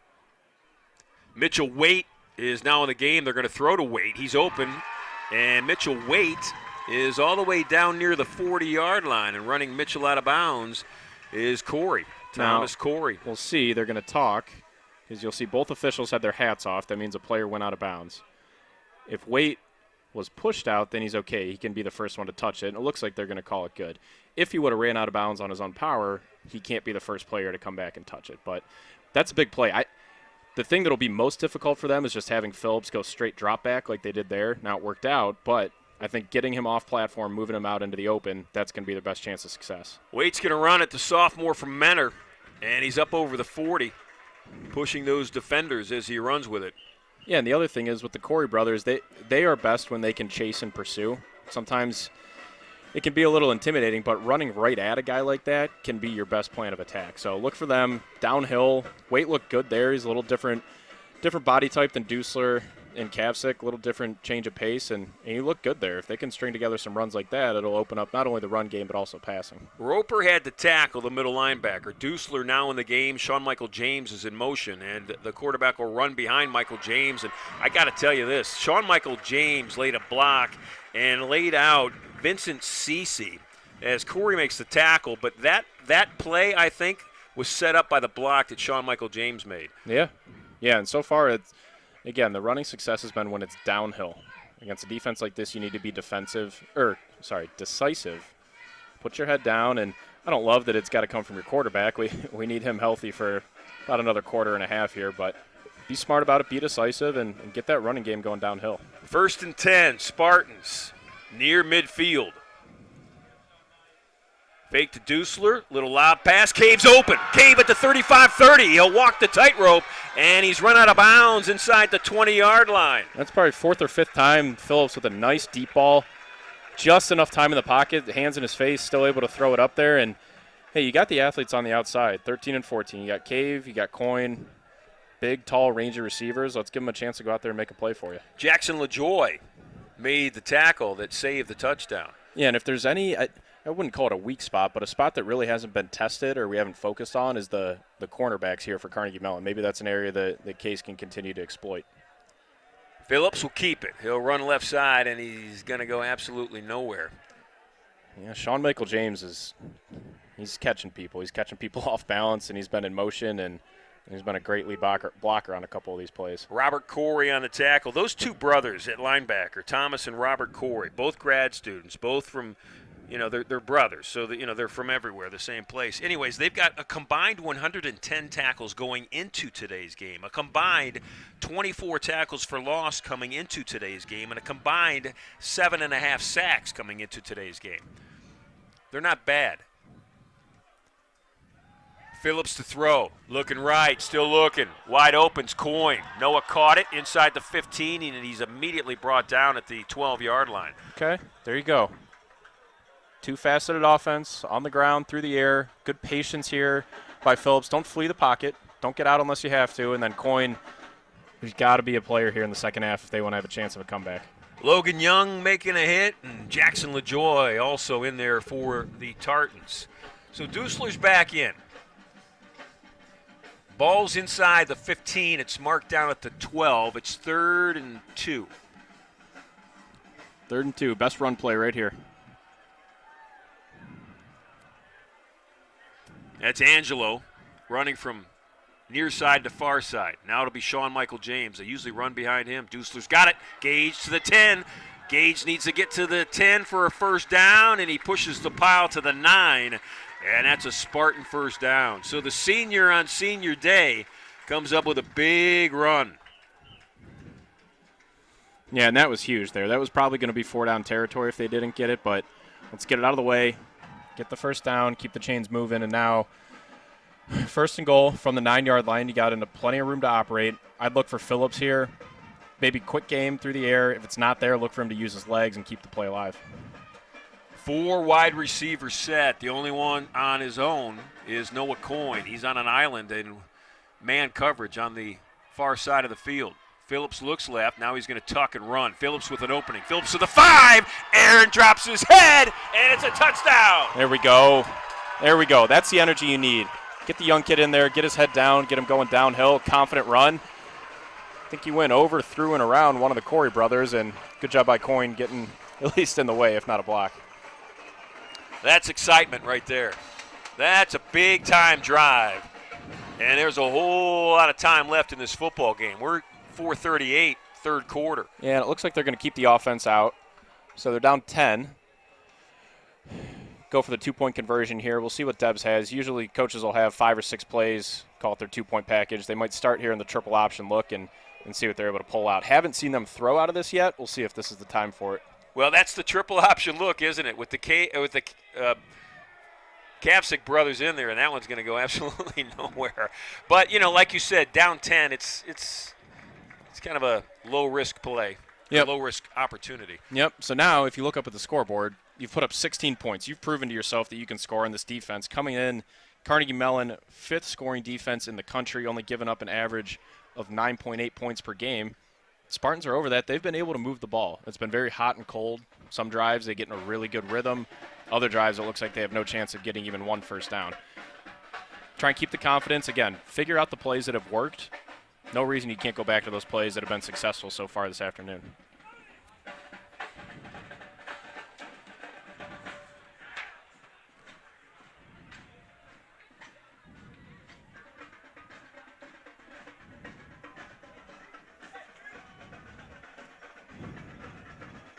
DJ Johnson and Will Bama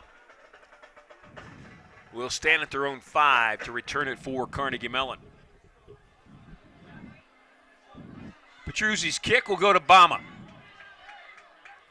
Will with a head of steam, and he is spanked by guess who? Osi. I don't think he ever makes a subtle tackle. No, he loves to hit.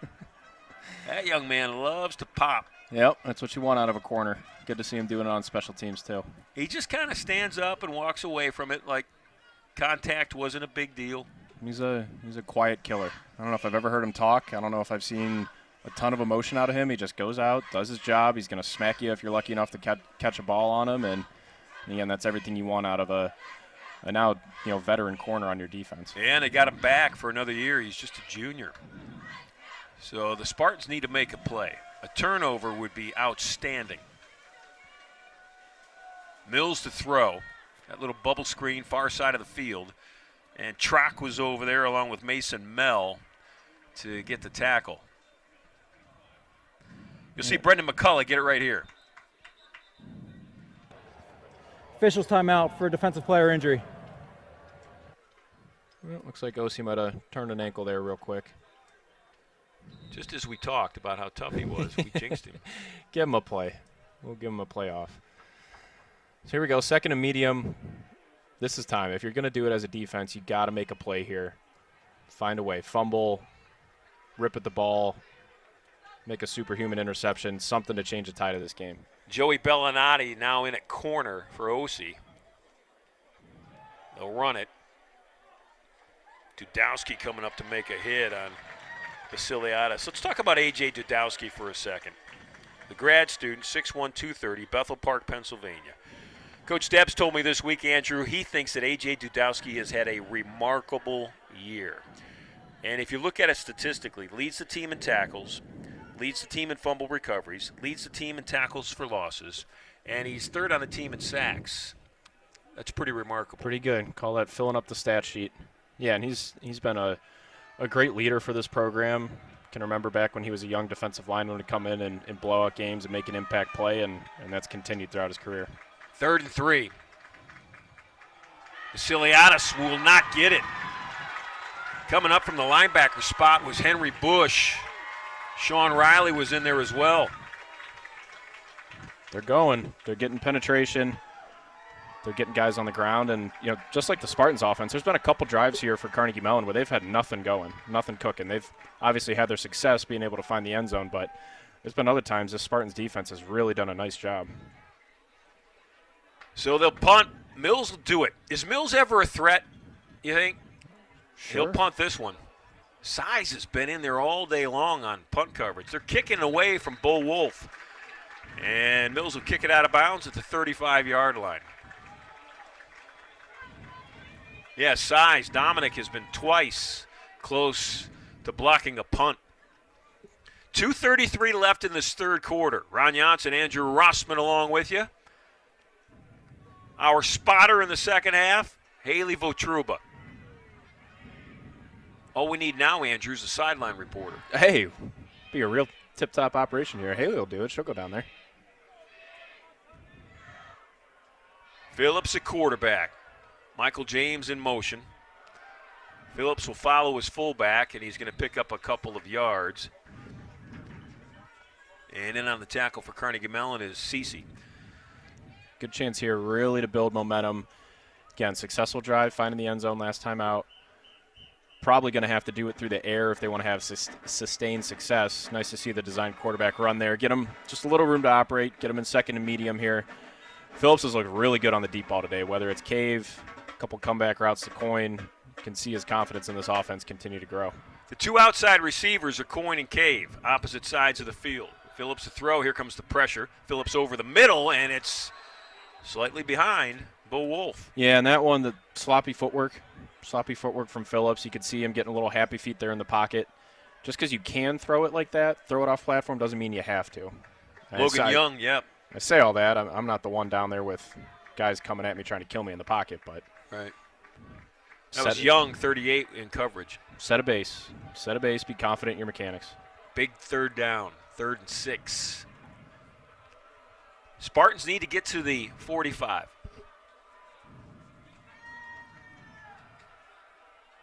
Phillips with time. Cave with a great catch. Great catch. Great catch and throw. Wow. Yeah, and that was big. Big time. That was big. Both things, like you said, Andrew. Catch and the throw. Yep, it's there. This offense can do it. They can move the ball in this defense. There's been a couple different plays that they've had success with. Just got to stay calm and continue to execute. Tick down, getting close to a minute here left in the third quarter. If you're able to find the end zone here and make it a one-score game going into the fourth, that's all you can ask for in a game of this magnitude. Mitchell Waite now in the backfield for Case Western. Tartans look like they're coming. Hand off to Waite, straight up the middle. Waite ran right into Vincent Cece. And Cece met him at the 47, and he dropped him at the 47. Yeah, and I liked what they've done today with, you see kind of a 3 running back rotation. You have Waite, Dusler, Kavsik. They've all been in. They've all been fresh legs throughout, and that'll be crucial here in the fourth quarter. Haven't really seen them in the passing game a whole lot. We'll see if that's something that they've been waiting on or just haven't got the look that they're looking for on those. Waite remains. Phillips to throw. Phillips, left sideline. Open at the 15 and almost a great catch for Case Western. At that 15-yard line was Jake Otto, and in coverage was Adrian Williams. Couldn't put it any better. Perfect throw. Nice trajectory on the deep ball. Gave his receiver a chance. It's there. The deep ball is there no matter who he's been throwing to. Good coverage. Good coverage, getting the arm in at the end there, and every little bit helps, every little distraction. Adrian Williams, the grad student. Boy, you talk about defense, Carnegie Mellon, you mentioned grad or senior. It's all across the board. There is not a grad or a senior that's in the, nobody other than grads or seniors in the starting 11. Pressure. Phillips going to have to turn. He's going to have to run. Now he thinks about throwing. He does. And open is Cave. What a catch! Wow. Holy moly, Dylan Cave! Yeah, I don't have words. Don't have words for it. So it looks like they'll go into the fourth quarter, and what a way to go into the fourth quarter. Phillips, I thought he was going to run. I was pointing in the booth. Go, take it, take it. Puts it out there, and look at that catch. Great adjustment. That's an athlete right there. The crowd is on their feet. I love it. They're on their feet. Carnegie Mellon coach is a little steamed up that they're getting the ball moved on him like this again. I thought Phillips was going to take off, and I was yelling for him to do it. Awesome catch by Jake Cave there. Man, that was beautiful. We're going to take a break. We'll be back. 15 minutes are left. Don't go away. Spartan's about to score. At University Hospitals through Zinski Sports Medicine Institute, we believe all big games are created equal. So when Lulu came to us with a sports injury, she received the same level of care as Cleveland Browns star running back Nick Chubb. Sure, they may dominate different leagues, but our all-star team treats both the Pee-wees and the pros, because your comeback is our victory, and we want to develop the best care plan for you. And for you. Got it.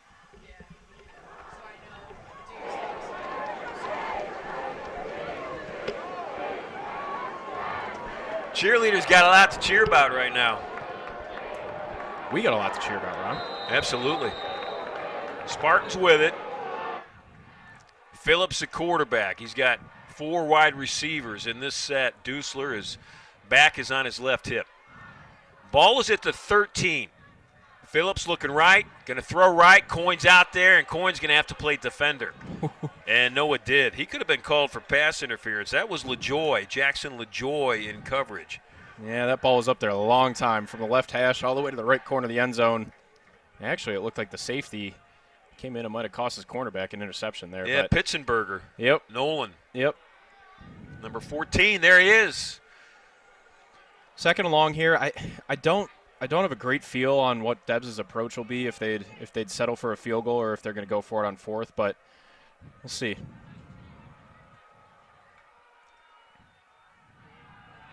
Phillips will follow his running back Dusler up the hole, and he's going to pick up maybe 4. It's going to be close to the 10. They'll mark him down at the 10, so it's about a 4-yard pickup. Yep, kind of an awkward play. Wasn't sure if they were looking to do a quick screen there or if that was a fake all the way. not able to get a ton of yardage. And again, don't have a great feel if they're going to call this 4-down territory or not. Down 10, field goal matters. Field goal is helpful here. We'll see what the result of this play is, though. If they get 4th and under 3, then maybe you think about it. 2 backs in the backfield. Sean Michael James up front. Dusler now behind him. Phillips to throw. Phillips in pressure. Phillips thinking about running. Now he'll throw. End zone. Sean Michael James! That's a touchdown! Magic happening. The theme of that drive there is Phillips' legs, extending plays, keeping the eyes downfield. First read wasn't there. Second read wasn't there. Line's giving him all they got. I thought he was going to run it again. Thought he was going to get stripped from behind. What a play. Carnegie Mellon lost Sean Michael James. Aaron Phillips found his teammate. And the Spartans on homecoming, senior Saturday, are in a ball game. 14:05 left. It is 26-23 Carnegie Mellon. Don't go anywhere.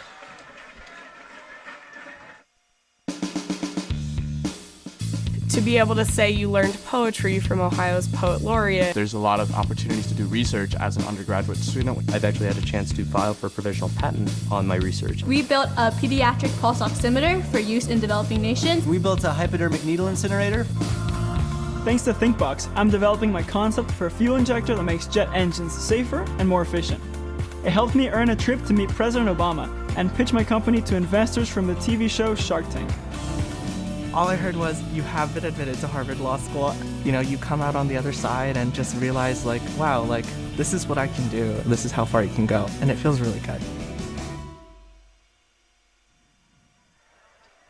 So here we go. There's another look at just an outstanding play. First, the blocking, the sustained blocking by that group of offensive linemen and running backs, and then finding Sean Michael James, having the patience. This is Bauma. He's up over the 30-yard line.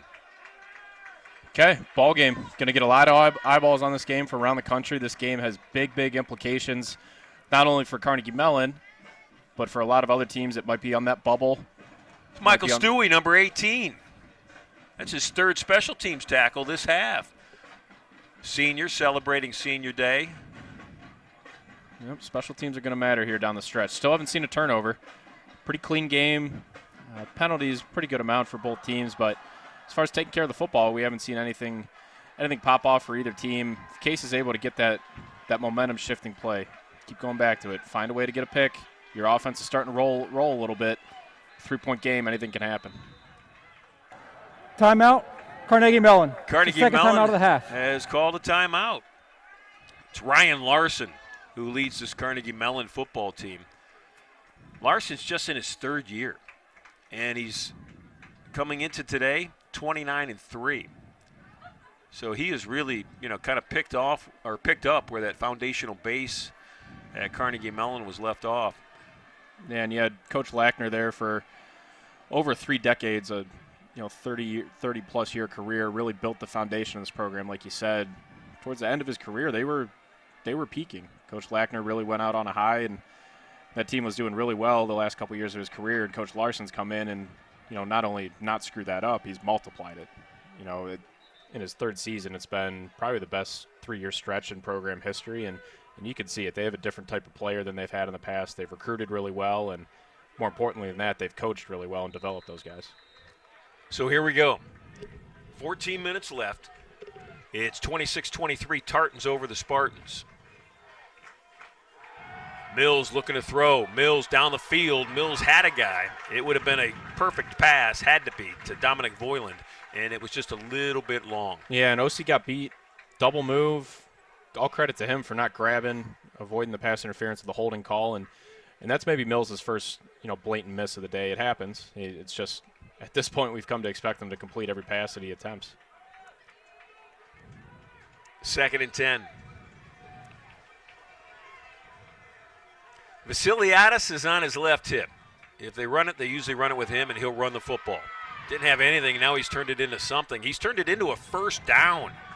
What a run by Vasiliadis. And it's coming back. And there's a holding call. Holding. Offense, number 55. 10-yard penalty. Second down. 55 is Charlie Katarincic, the junior right tackle. Sakalo and Trock and Torres were in on that tackle, and you don't want your safety making tackles, do you, Andrew? No. Yeah. Usually not a good sign, but hey, there was the break that this team might have needed. Now you got 2nd and 20. Find a way, get a stop here, get off the field, get that offense back to your, or get the ball back to your offense. And a whistle. And it's a motion penalty. So back-to-back penalties. Offense, number 25. 5-yard penalty. Second down. Apply the pressure. That's why rivalry games are the best time of the year here for college football. You got two teams, hated rivals, Cleveland versus Pittsburgh, Case versus Carnegie. Playoff spot on the line here for Carnegie Mellon, and you can see the pressure's getting ratcheted up as this game remains a one-score game going into the end of the fourth.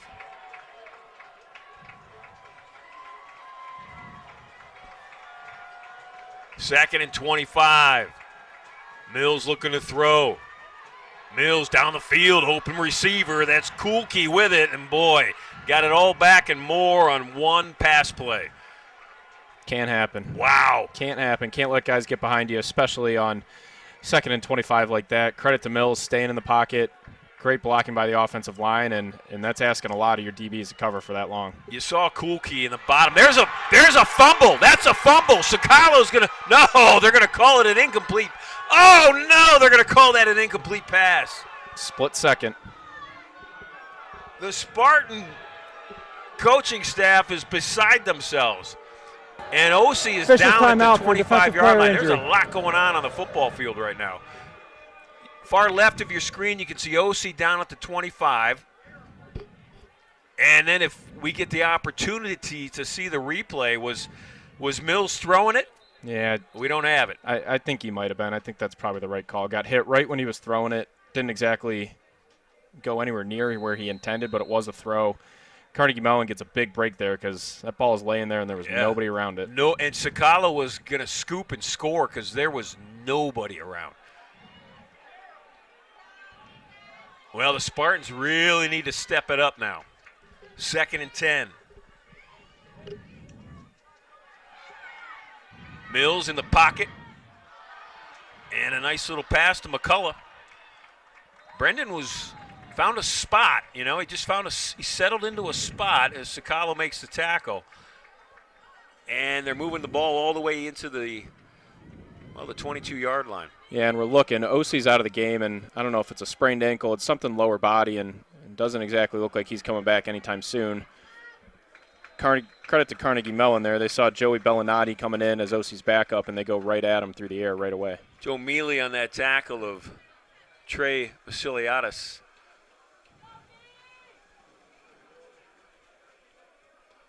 Dominic Voiland has checked into the football game for Carnegie Mellon. He'll split out wide to the left of his quarterback. Voiland's in the bottom half of your screen. Vasiliadis to the right. This is Voiland in motion. Mills going to throw, going to step up. Receiver open over the middle, and a nice open field tackle. There you go. There's a good hit. Nathan Sakalo. Officials timeout for an offensive player injury. Boom. Yep, good job. Good job getting him on the ground. Going to put Carnegie Mellon here in 3rd and medium. They do have a pretty good place kicking operation. We'll see if this is 4-down territory for them. I would think that they'd be okay with kicking a field goal, but we'll see what 3rd down holds for them. The player down for Carnegie Mellon is the tight end, Matthew Everett. He's the one that took the hit.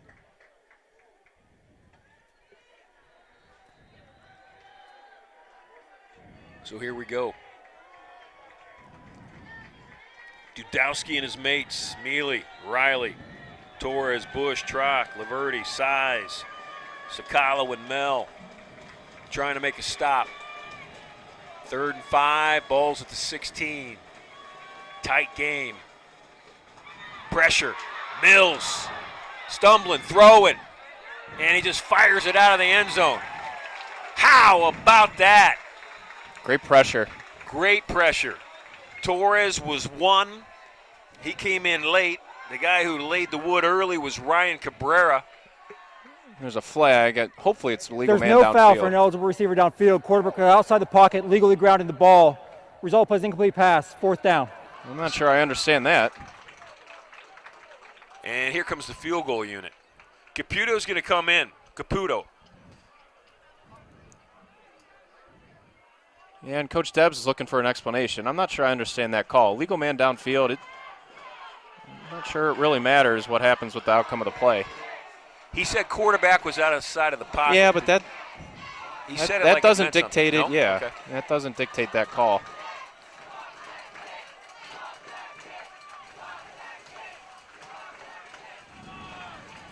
Spartan faithful, Channing blocked that kick.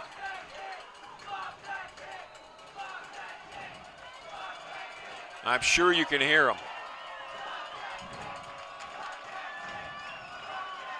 It will be a 34-yard attempt. Kick is up, plenty of leg, and that's perfect. Good from 60. Wow.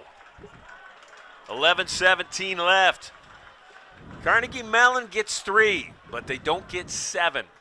And the Spartans are down only 6. We'll be back. At University Hospitals through Zinski Sports Medicine Institute, we believe all big games are created equal. So when Lulu came to us with a sports injury, she received the same level of care as Cleveland Browns star running back Nick Chubb. Sure, they may dominate different leagues, but our all-star team treats both the Pee-wees and the pros, because your comeback is our victory, and we want to develop the best care plan for you. And for you.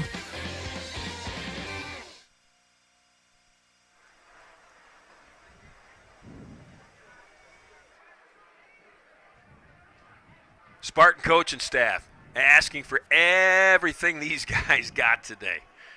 I mean, here's the theater. President's Athletic Conference title on the line for Carnegie Mellon. Spartans are out of it. They've lost 3 in a row. But their carrot today is beating their rival and ruining their season. If the Tartans lose, not only do they lose a share of the conference title, they also lose a bid to the NCAA tournament.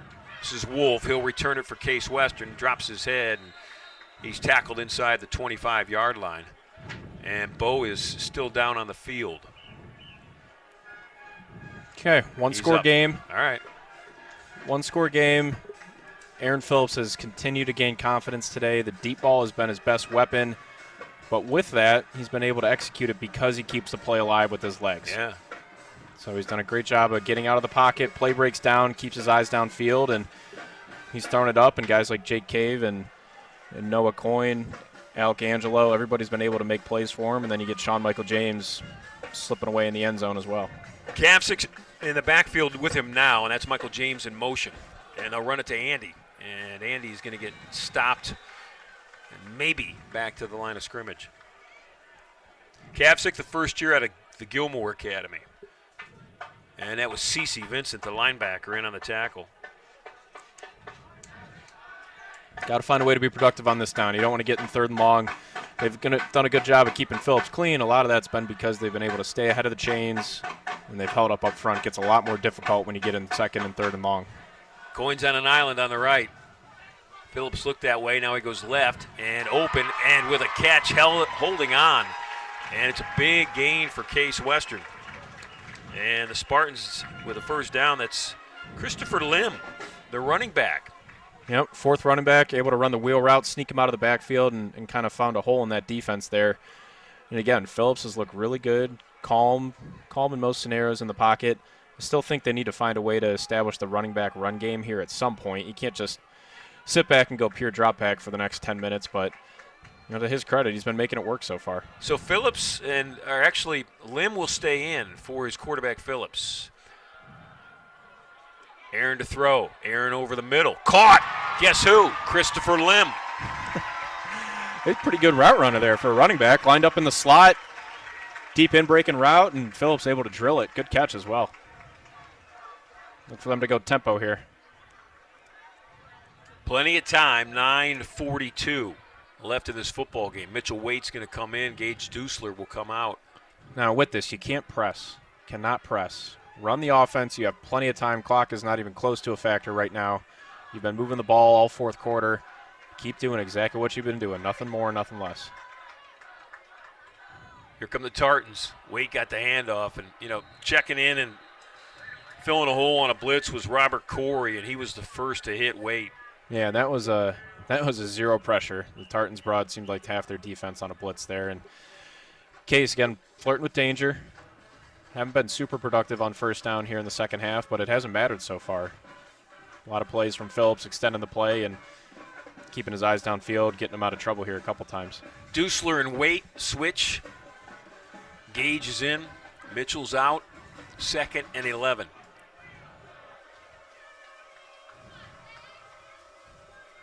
Roper showing a blitz. Linebacker up at that D-line spot. Here they come. Lots of them. Phillips got to throw quick. He does. Coyne over the middle. Coyne with a catch, and he was just an ankle tackle away from running a long way. That was great. Great Adrian offensive Williams. call. Yeah, what a tackle by Williams. Yep, because they sent everybody. That was a zero pressure, man-to-man, matched up on the outside. Coyne able to win his one-on-one matchup and put him in a much more digestible, manageable 3rd and short here. I want to thank our crew. Andrew on camera, Kevin Gibson doing a great job, Brian Trail, the replays have been spot on, and Mike Becker, our director. Haley Votruba, our spotter. I'm Ron Yantz, and my partner, as always, Andrew Rossman. Phillips going to keep it on 3rd and short, and Aaron's going to get the first down. Okay, they're moving.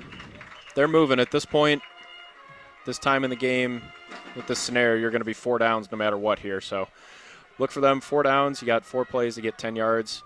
Everything on the table. Again, run game, pass game, design QB run. Everything's been working pretty well here in the second half. Everything on the table, as Andrew said, and everything on the line as well. This is a huge moment in this football game, this current drive. Phillips again to throw with time. Phillips still looking. Back foot throw. Caught! Christopher Lim. He can really throw it. When he gets his feet under him, and he looks, again, it's gotten him in trouble a couple times here where he's been off balance, but he looks pretty comfortable when he's throwing off platform like that. Great job by the line. And again, I've been impressed with Phillips. He doesn't look every time to immediately flee the pocket. He won't run unless he needs to. Stay in there, let the receivers win. Again, it's hard to cover for 5, 6, 7 seconds like that. 4 wide receivers set. They're stacked 2 on the top and 2 on the bottom. Dusler, the back in the backfield. He's going to have to pick up a block because here comes the blitz. Blind side. Phillips got smoked. He got hit hard from behind. He got hit hard by LaJoy. LaJoy makes the tackle on the Bull Wolf catch.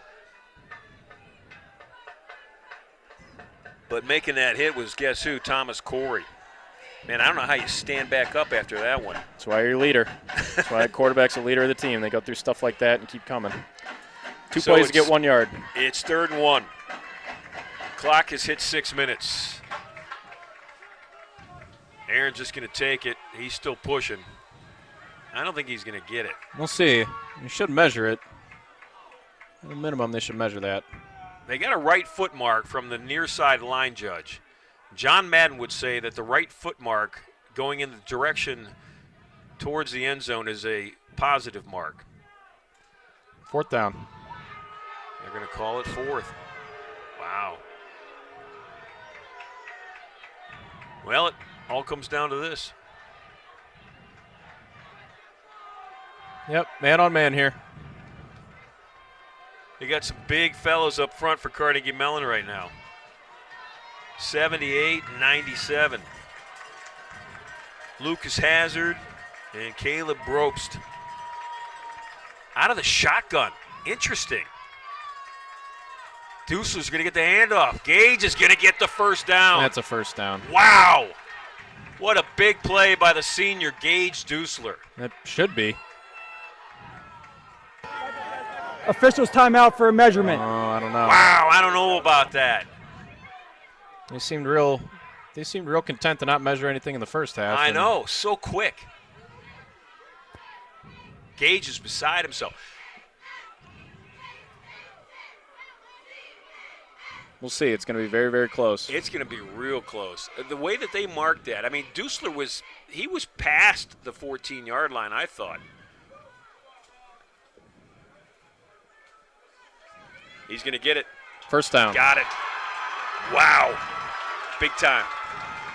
First down. What a gutsy call on the shotgun on 4th and like 6 inches? Yeah, I don't understand it. It's different They got philosophies. it, but I don't understand it. Different philosophies. Some coaches will stick in the shotgun for scenarios like that, and you know what, Ron, no matter what they did, they got it. Yeah, that's all that matters. Inside 5 minutes, clock will wind. Spartans with a fresh set of downs. Here comes the blitz all day long. Phillips shot, or the pass was blocked. Man, they just come at him. It's blitz. It's blitz, and it's blitz heavy. Yeah. It's blitz often. It's coming from every direction. Cece, 42, that Yeah, outstanding defender. It's a difficult defense to go against. And there's ways around it. You can try and screen them, but the problem with the screen, you've seen it a couple times today, is they get their hands up, and it kind of renders that ineffective. So how do you beat the blitz right here, Andrew? Oh, if I knew that, Ron, I wouldn't be an accountant. I'd be coaching football. I'd say rely on your playmakers. Rely on Phillips, extending the play with those legs. You got big bodies on the outside. Throw it up and see if they can make a play.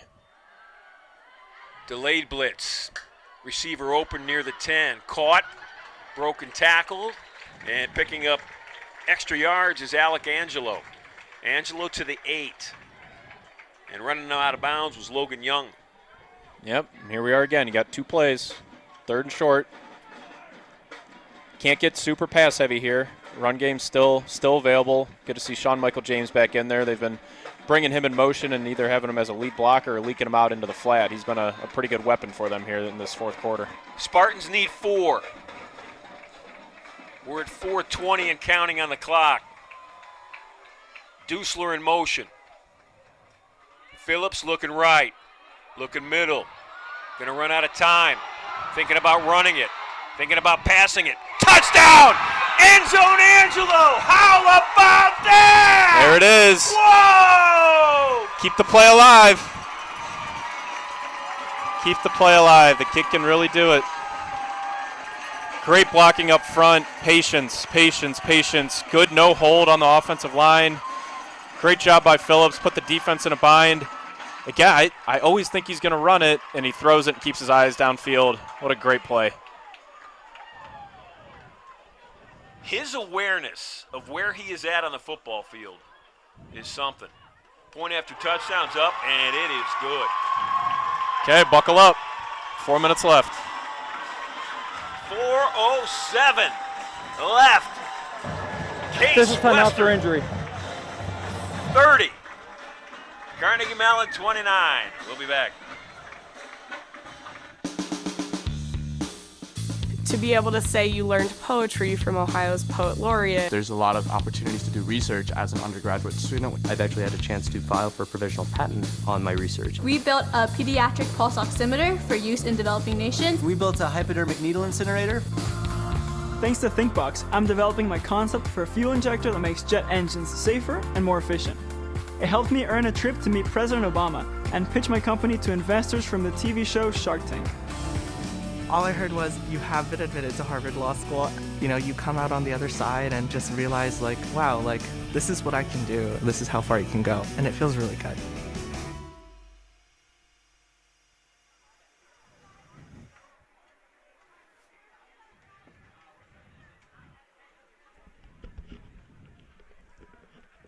Coach Debelak is out there. You see Greg there with the headset on. And we haven't been able to identify the down lineman, but they are definitely working on the right leg. Happened on the point after touchdown. They are popping him up now. And number 60 for Case Western Reserve. That is David Friedman. And they'll need him. He's their left tackle. Friedman looks good. A lot of smiles coming off. They will need him because there's a lot of football left to be played. 4 minutes left. Again, we've said it throughout the day. Carnegie Mellon looking for an NCAA playoff bid, have to win to get in. Both Grove City and WJ won their games. Carnegie Mellon looking for a share of the conference title and what would be a likely playoff bid. 4 minutes left. Case Western up 1. This is all you could ever hope for in a rivalry game like this. Petrosi will kick it off. And this is DJ Johnson with the kickoff return. Johnson to the 30. And he's up to the 37-yard line. He got popped. He went airborne. Smoked. I think it was Angelo. No, it was Mason Mell. 2 sevens out there. Mell is the defender. Mason, the safety. Pretty good field position, though. Man, that was a good hit. So Case Western's going to play defense the rest of this game without their talented cornerback. Osi is on the sideline, helmet off, hands on his hips, and he's got an ice pack on his right foot. Osi Chukwocha is out. 1st and 10. Carnegie Mellon. Mills is going to run it. And the way that Justin Caputo kicked that last field goal, the 34-yarder, Andrew, as you said, it could have gone for 60. That comes into play right now because with the clock winding at 3:46, they just need to get to a certain mark to feel comfortable about a game-winning field goal. Mills going to run it again, and he's going to get up near midfield. Yep, make them earn it. Make them earn it. Carnegie Mellon, 1 timeout left. Case 3 timeouts. Clock will start to come into play here. Probably the next 2 or 3 plays, you'll see it get wound down. Perfect world for Mellon. They're going to wind the clock down and kick a field goal as the clock expires. Sean Torres, the middle linebacker, back-to-back tackles for the Spartans. They need a sack. They need to force a fumble. They need to do something that is significant. Mills is going to throw. Mills deep, left side. And it hits the back of the defender. Out there in coverage, and they went at Joey Bellinati, who's subbing out for Osi. Yeah, that was awesome. Awesome discipline at the end. The reason you turn your head is because you typically won't run into the guy if you do that. There, he wasn't able to get his head around, but still able to have the body control and not crash into the wide receiver. Really good play there. 2nd and 9, ball at midfield, clock's at 3:01. Mills, the quarterback, the grad student for the Tartans. He'll hand it off to his running back, and how about A.J. Dudowski? A.J., the grad student, let him eat. Look at him. There you go.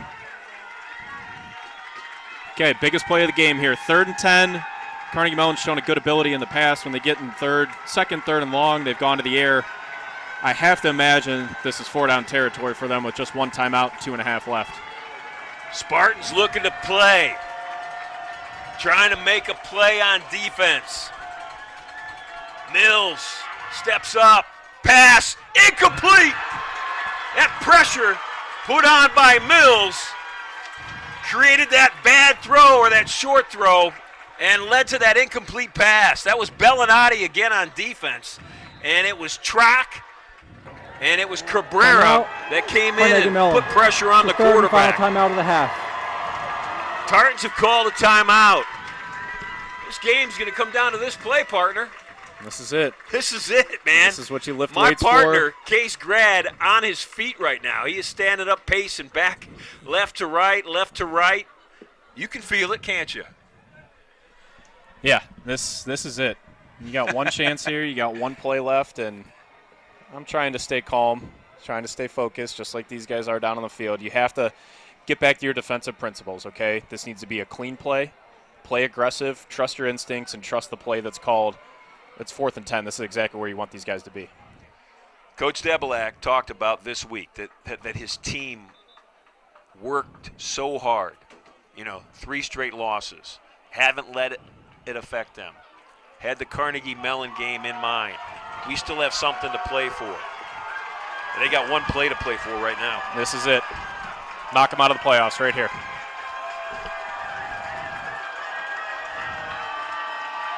Mills with his back, Vasiliadis next to him.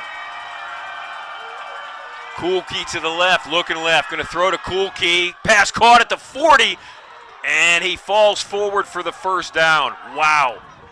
Big time throw. Big time throw, pressure in his face. That's a big time catch as well. Able to convert on 4th and 10 there to keep their season alive. I mean, he flat out just stared that one down from the snap. You knew exactly where he was going. That was Bellinati on the coverage. Cool 2-minute key, number timeout. 11 with the catch. 2 minutes left. 2-minute timeout on the field. We'll take one, too. We'll be back.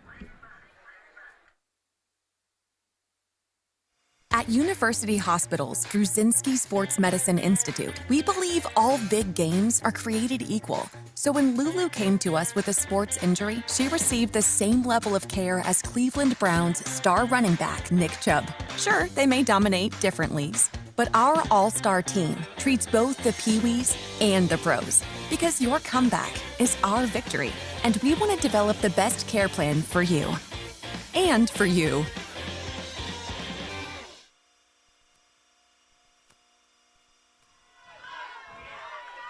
There's everything you need to know. 2 minutes left in the game. Spartans with a 1-point lead. 1st and 10 for Carnegie Mellon at the Case Western 39-yard line. They'll have a 3 wide receiver set and an empty backfield with their quarterback, Ben Mills. Mills rolling right. Pass open over the middle. That's Kuhlke, and it's just a little too far. Mills is down on his knees right now because he knew he missed. had it. Yeah. He really had it. That wasn't the first read. Wasn't the first read. Second read, he came open. Man, Mills has been so money, so on point all day today. He had the receiver open. Great throw, just a step short.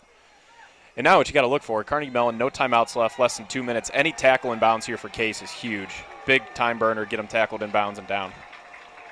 Caputo's their field goal kicker, and he's a good one. Pressure, Mills steps up, pass out in the flat, and running out of bounds with it. After the catch was Vasiliadis. Vasiliadis got knocked out of bounds. He got a helicopter hit from Sean Torres. And Dominic Size. Here comes Torres, number 9, and Size is going to help him finish.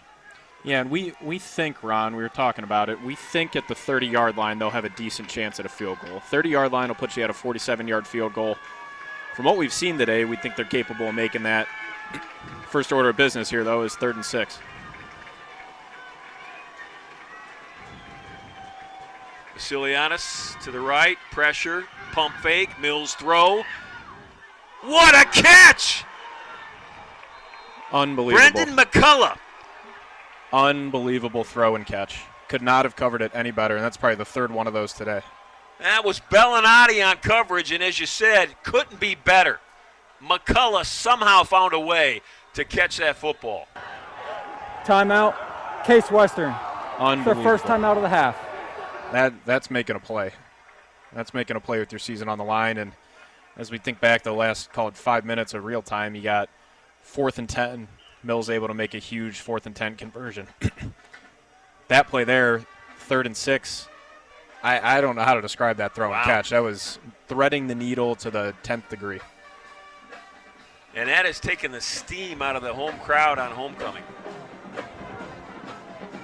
Well, here's one thing to consider. If they score quickly, there's still 1:30 left in this football game. Well, now you get into kind of the awkward situation of what do you do here? And they're going to talk about that, so that's why Case took the timeout there. Stop the clock. Do you let them score? Is that what you're talking about? Do you let them score? Because right now, if you're Carnegie Mellon, you're just going to run the ball 3 times. That'll get you down. You kick a field goal as time expires. So if you're Case, and again, it gets into an awkward situation with you got to tell the running back a clear direction. Tell the running back yes, no if you want him to score, and you tell the defense yes, no. Yep. Right. I think they're going to probably do QB run here with the quarterback and let their grad student handle the ball here. Mills is going to take the snap, as he has all day long. He's going to roll right with it. He'll run it, and he'll get tackled inside the 5-yard line. Yep, Case will take their timeout. So they're going to take their timeouts and hope that they can get stops here, force Carnegie Mellon to kick a field goal, and then Case will get the ball back with Timeout, Case Western. It's the second timeout of the half. So they'll mark the ball down at the 2-yard line. And the clock was stopped at 1:29.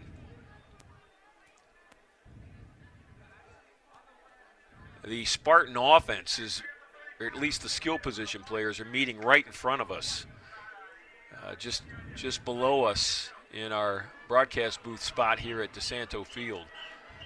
So they are preparing for what may lie ahead for them.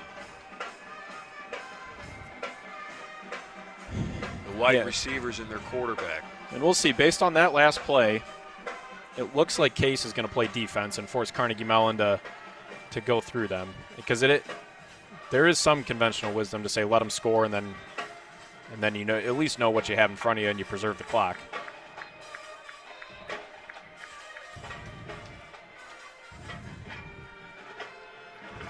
But I would expect it. Oh, and it looks like they're going to bring in the backup quarterback, which they've done and had great success with throughout today. Haven't seen him throw it yet, but the last 2 times McGinnis has carried the ball, it's been for a touchdown. This is Joey McGinnis, the 4th. Junior, backup. He'll run it. Gets outside. Not many people have been able to catch him, but the Spartans stop him. Fumble. And there is a fumble on the play. Did Case Western recover it? No official call yet. Lucky. Timeout, Case Western. It's the 3rd and final timeout of the half. Game clock operator, please reset the game clock to 1 minute, 26 seconds. One of the linemen for Mellon, it looks 1 minute, 26 seconds. And that's why you foul the ball. King was in on that tackle. Boom. Ball will pop out. Right there. And that was a fumble. Yeah, it was 74 Bartis, I think. Their offensive lineman got on it. Gabriel Bartis, their left guard. Lucky. Good Lord. So here's what we have in front of us. Carnegie Mellon cannot get a first down without scoring. There's a minute 26 left, and Case is out of timeouts. The only way the clock's going to stop is on an incomplete pass here. If Mellon scores, Case will probably get the ball back. They'll be down 6. They'll have a minute 10. If they tackle Mellon inbounds without scoring a touchdown, the clock will run off, and Case will get the ball back with 30 to 40 seconds, somewhere in there.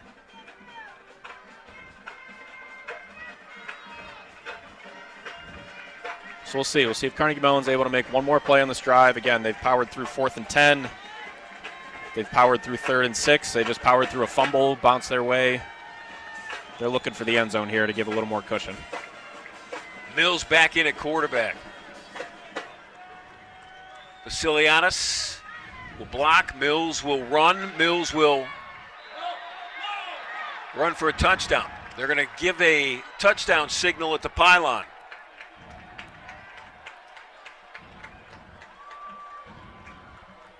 Vasiliadis picks up a huge block there. Yep. Big drive. I can't imagine, or I can't even describe how many big plays Carnegie Mellon made on that drive there. You wonder if Vasiliadis or Mills knocked the pylon over, or a Spartan defender. I don't know. I didn't get a great feel for if the ball was in or not. His foot's going to hit foot's it. In. He's in. Okay. That's Great call there. Touchdown. Looks like they're going to go for 2. And the thinking there is no real difference between 5 and 6. So they're going to go for 2 and try and go up 7 here to force Case to kick a field or score a touchdown and then kick the extra point to tie it. Big play here.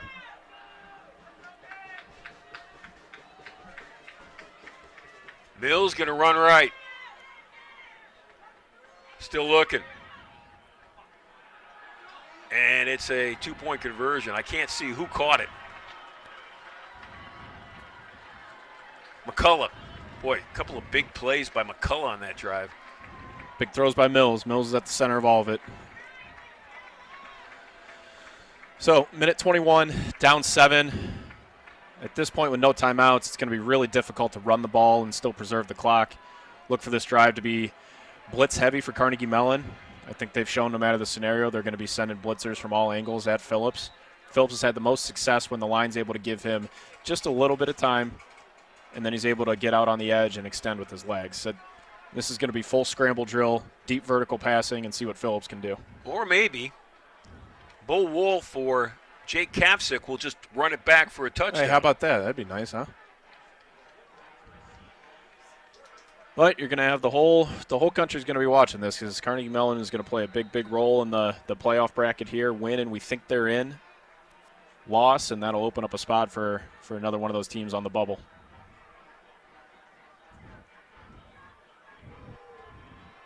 Kafsick will get it, and he's called for the fair catch. Yep, preserve every second you can. 1:21 left. Spartans going to come out. Well, they have 75 yards to go. Aaron Phillips in his first start of the season today at home in the Academic Bowl matchup with Carnegie Mellon. He has been outstanding. Phillips in for the injured Alex Fromberg. Can he engineer a drive that he'll never forget? Here's look number one. Phillips over the middle, pass caught at the 44-yard line. That's Angelo with it.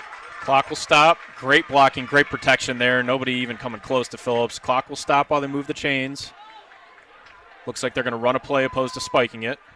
Clock's at 1:11 and counting. Phillips with pressure. Trouble. Aaron in a lot of trouble. Going to run out of it. Needs a block. Got one from Coyne. Phillips running to the sideline, and he will run out of bounds at the 37-yard line. There it is. There it is. Extending the play. You're probably going to have that available. Again, you just got to get a little help from the offensive line in your back, and then you can get out and make magic happen. He's got another 30 seconds here on the play clock to catch his breath. Huge run to get out of bounds and stop the clock. Everyone refocus. Have to execute the offense here. 58 seconds left. No timeouts. Dusler on his right hip. Gage will block somebody. Phillips throw near the sideline. It's a little too far for Noah Coyne. You could tell he was running and scrambling the play before. Didn't get his feet set there. Wasn't able to drive the ball and just came up a little short. Coyne was open. I think if I had to bet, Coyne will have a big say on how this drive is going to end here in the next 54 seconds. The 6'4" Noah Coyne. Being guarded by or defended by the 5'9" grad student, Adrian Williams, the cornerback. Bottom of your screen.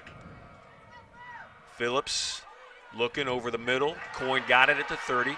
Noah trying to get out of bounds, and he will at the 30-yard line.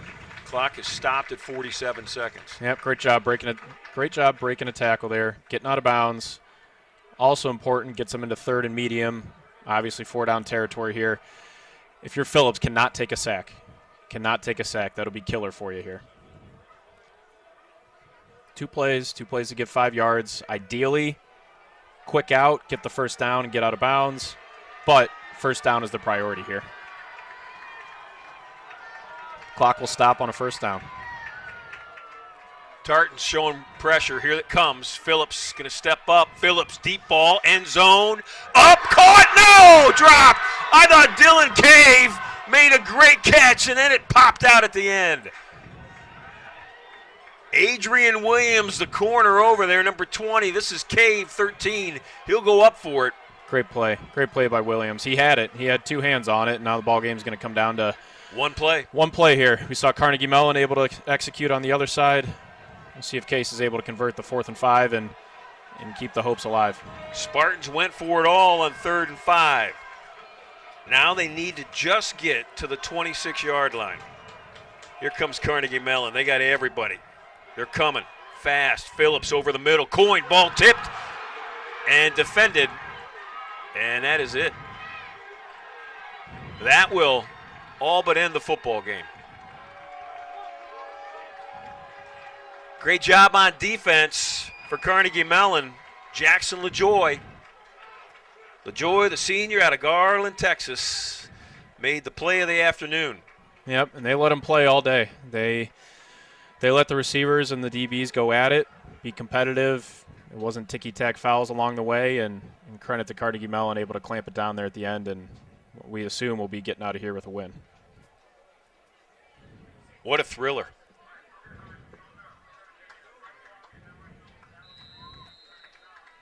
Bitter, tough loss for Case Western.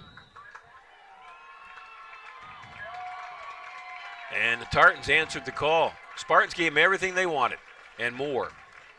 And Carnegie Mellon's going to walk out of here a winner. They'll walk off with a three-way share of the President's Athletic Conference Championship. Grove City, the defending champions, Carnegie Mellon, and Washington and Jefferson all will finish 9-1. And the Pac will have 3 teams in the NCAA football playoffs. Well, partner, it's been a good year. As we watch the clock hit 0, and both teams shake hands at midfield. Started off with 6 straight wins, ended with 4 straight losses. So there's a lot to chew on if you're a football player coming back to wear the blue and white next year of Case Western Reserve.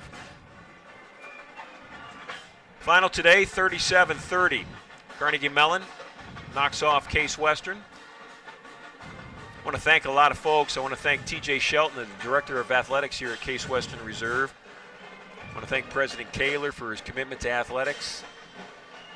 I want to thank John Schwartz, the Vice President of Communications in the Athletic Department. Fast Eddie Karakis, our Sports Information Director.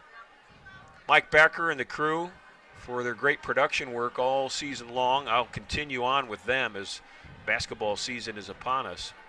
Haley Votruba for spotting for us the last 2 home football games. And for my partner, Andrew Rossman, we've spent a couple of seasons together, and I hope we get to spend next fall together as well, Andrew. I'm there if you're there. Yeah, it's a pleasure. We'll see you then, all right? Your final today from DeSanto Field. Heartbreaker. Spartans of Case drop one to the Tartans of Carnegie Mellon, 37-30. Have a great fall, everybody. A happy Thanksgiving. Happy holidays coming up. And if you're a Spartan fan, we'll see you soon on Basketball Broadcast. I'm Ron Yance. Have a great night.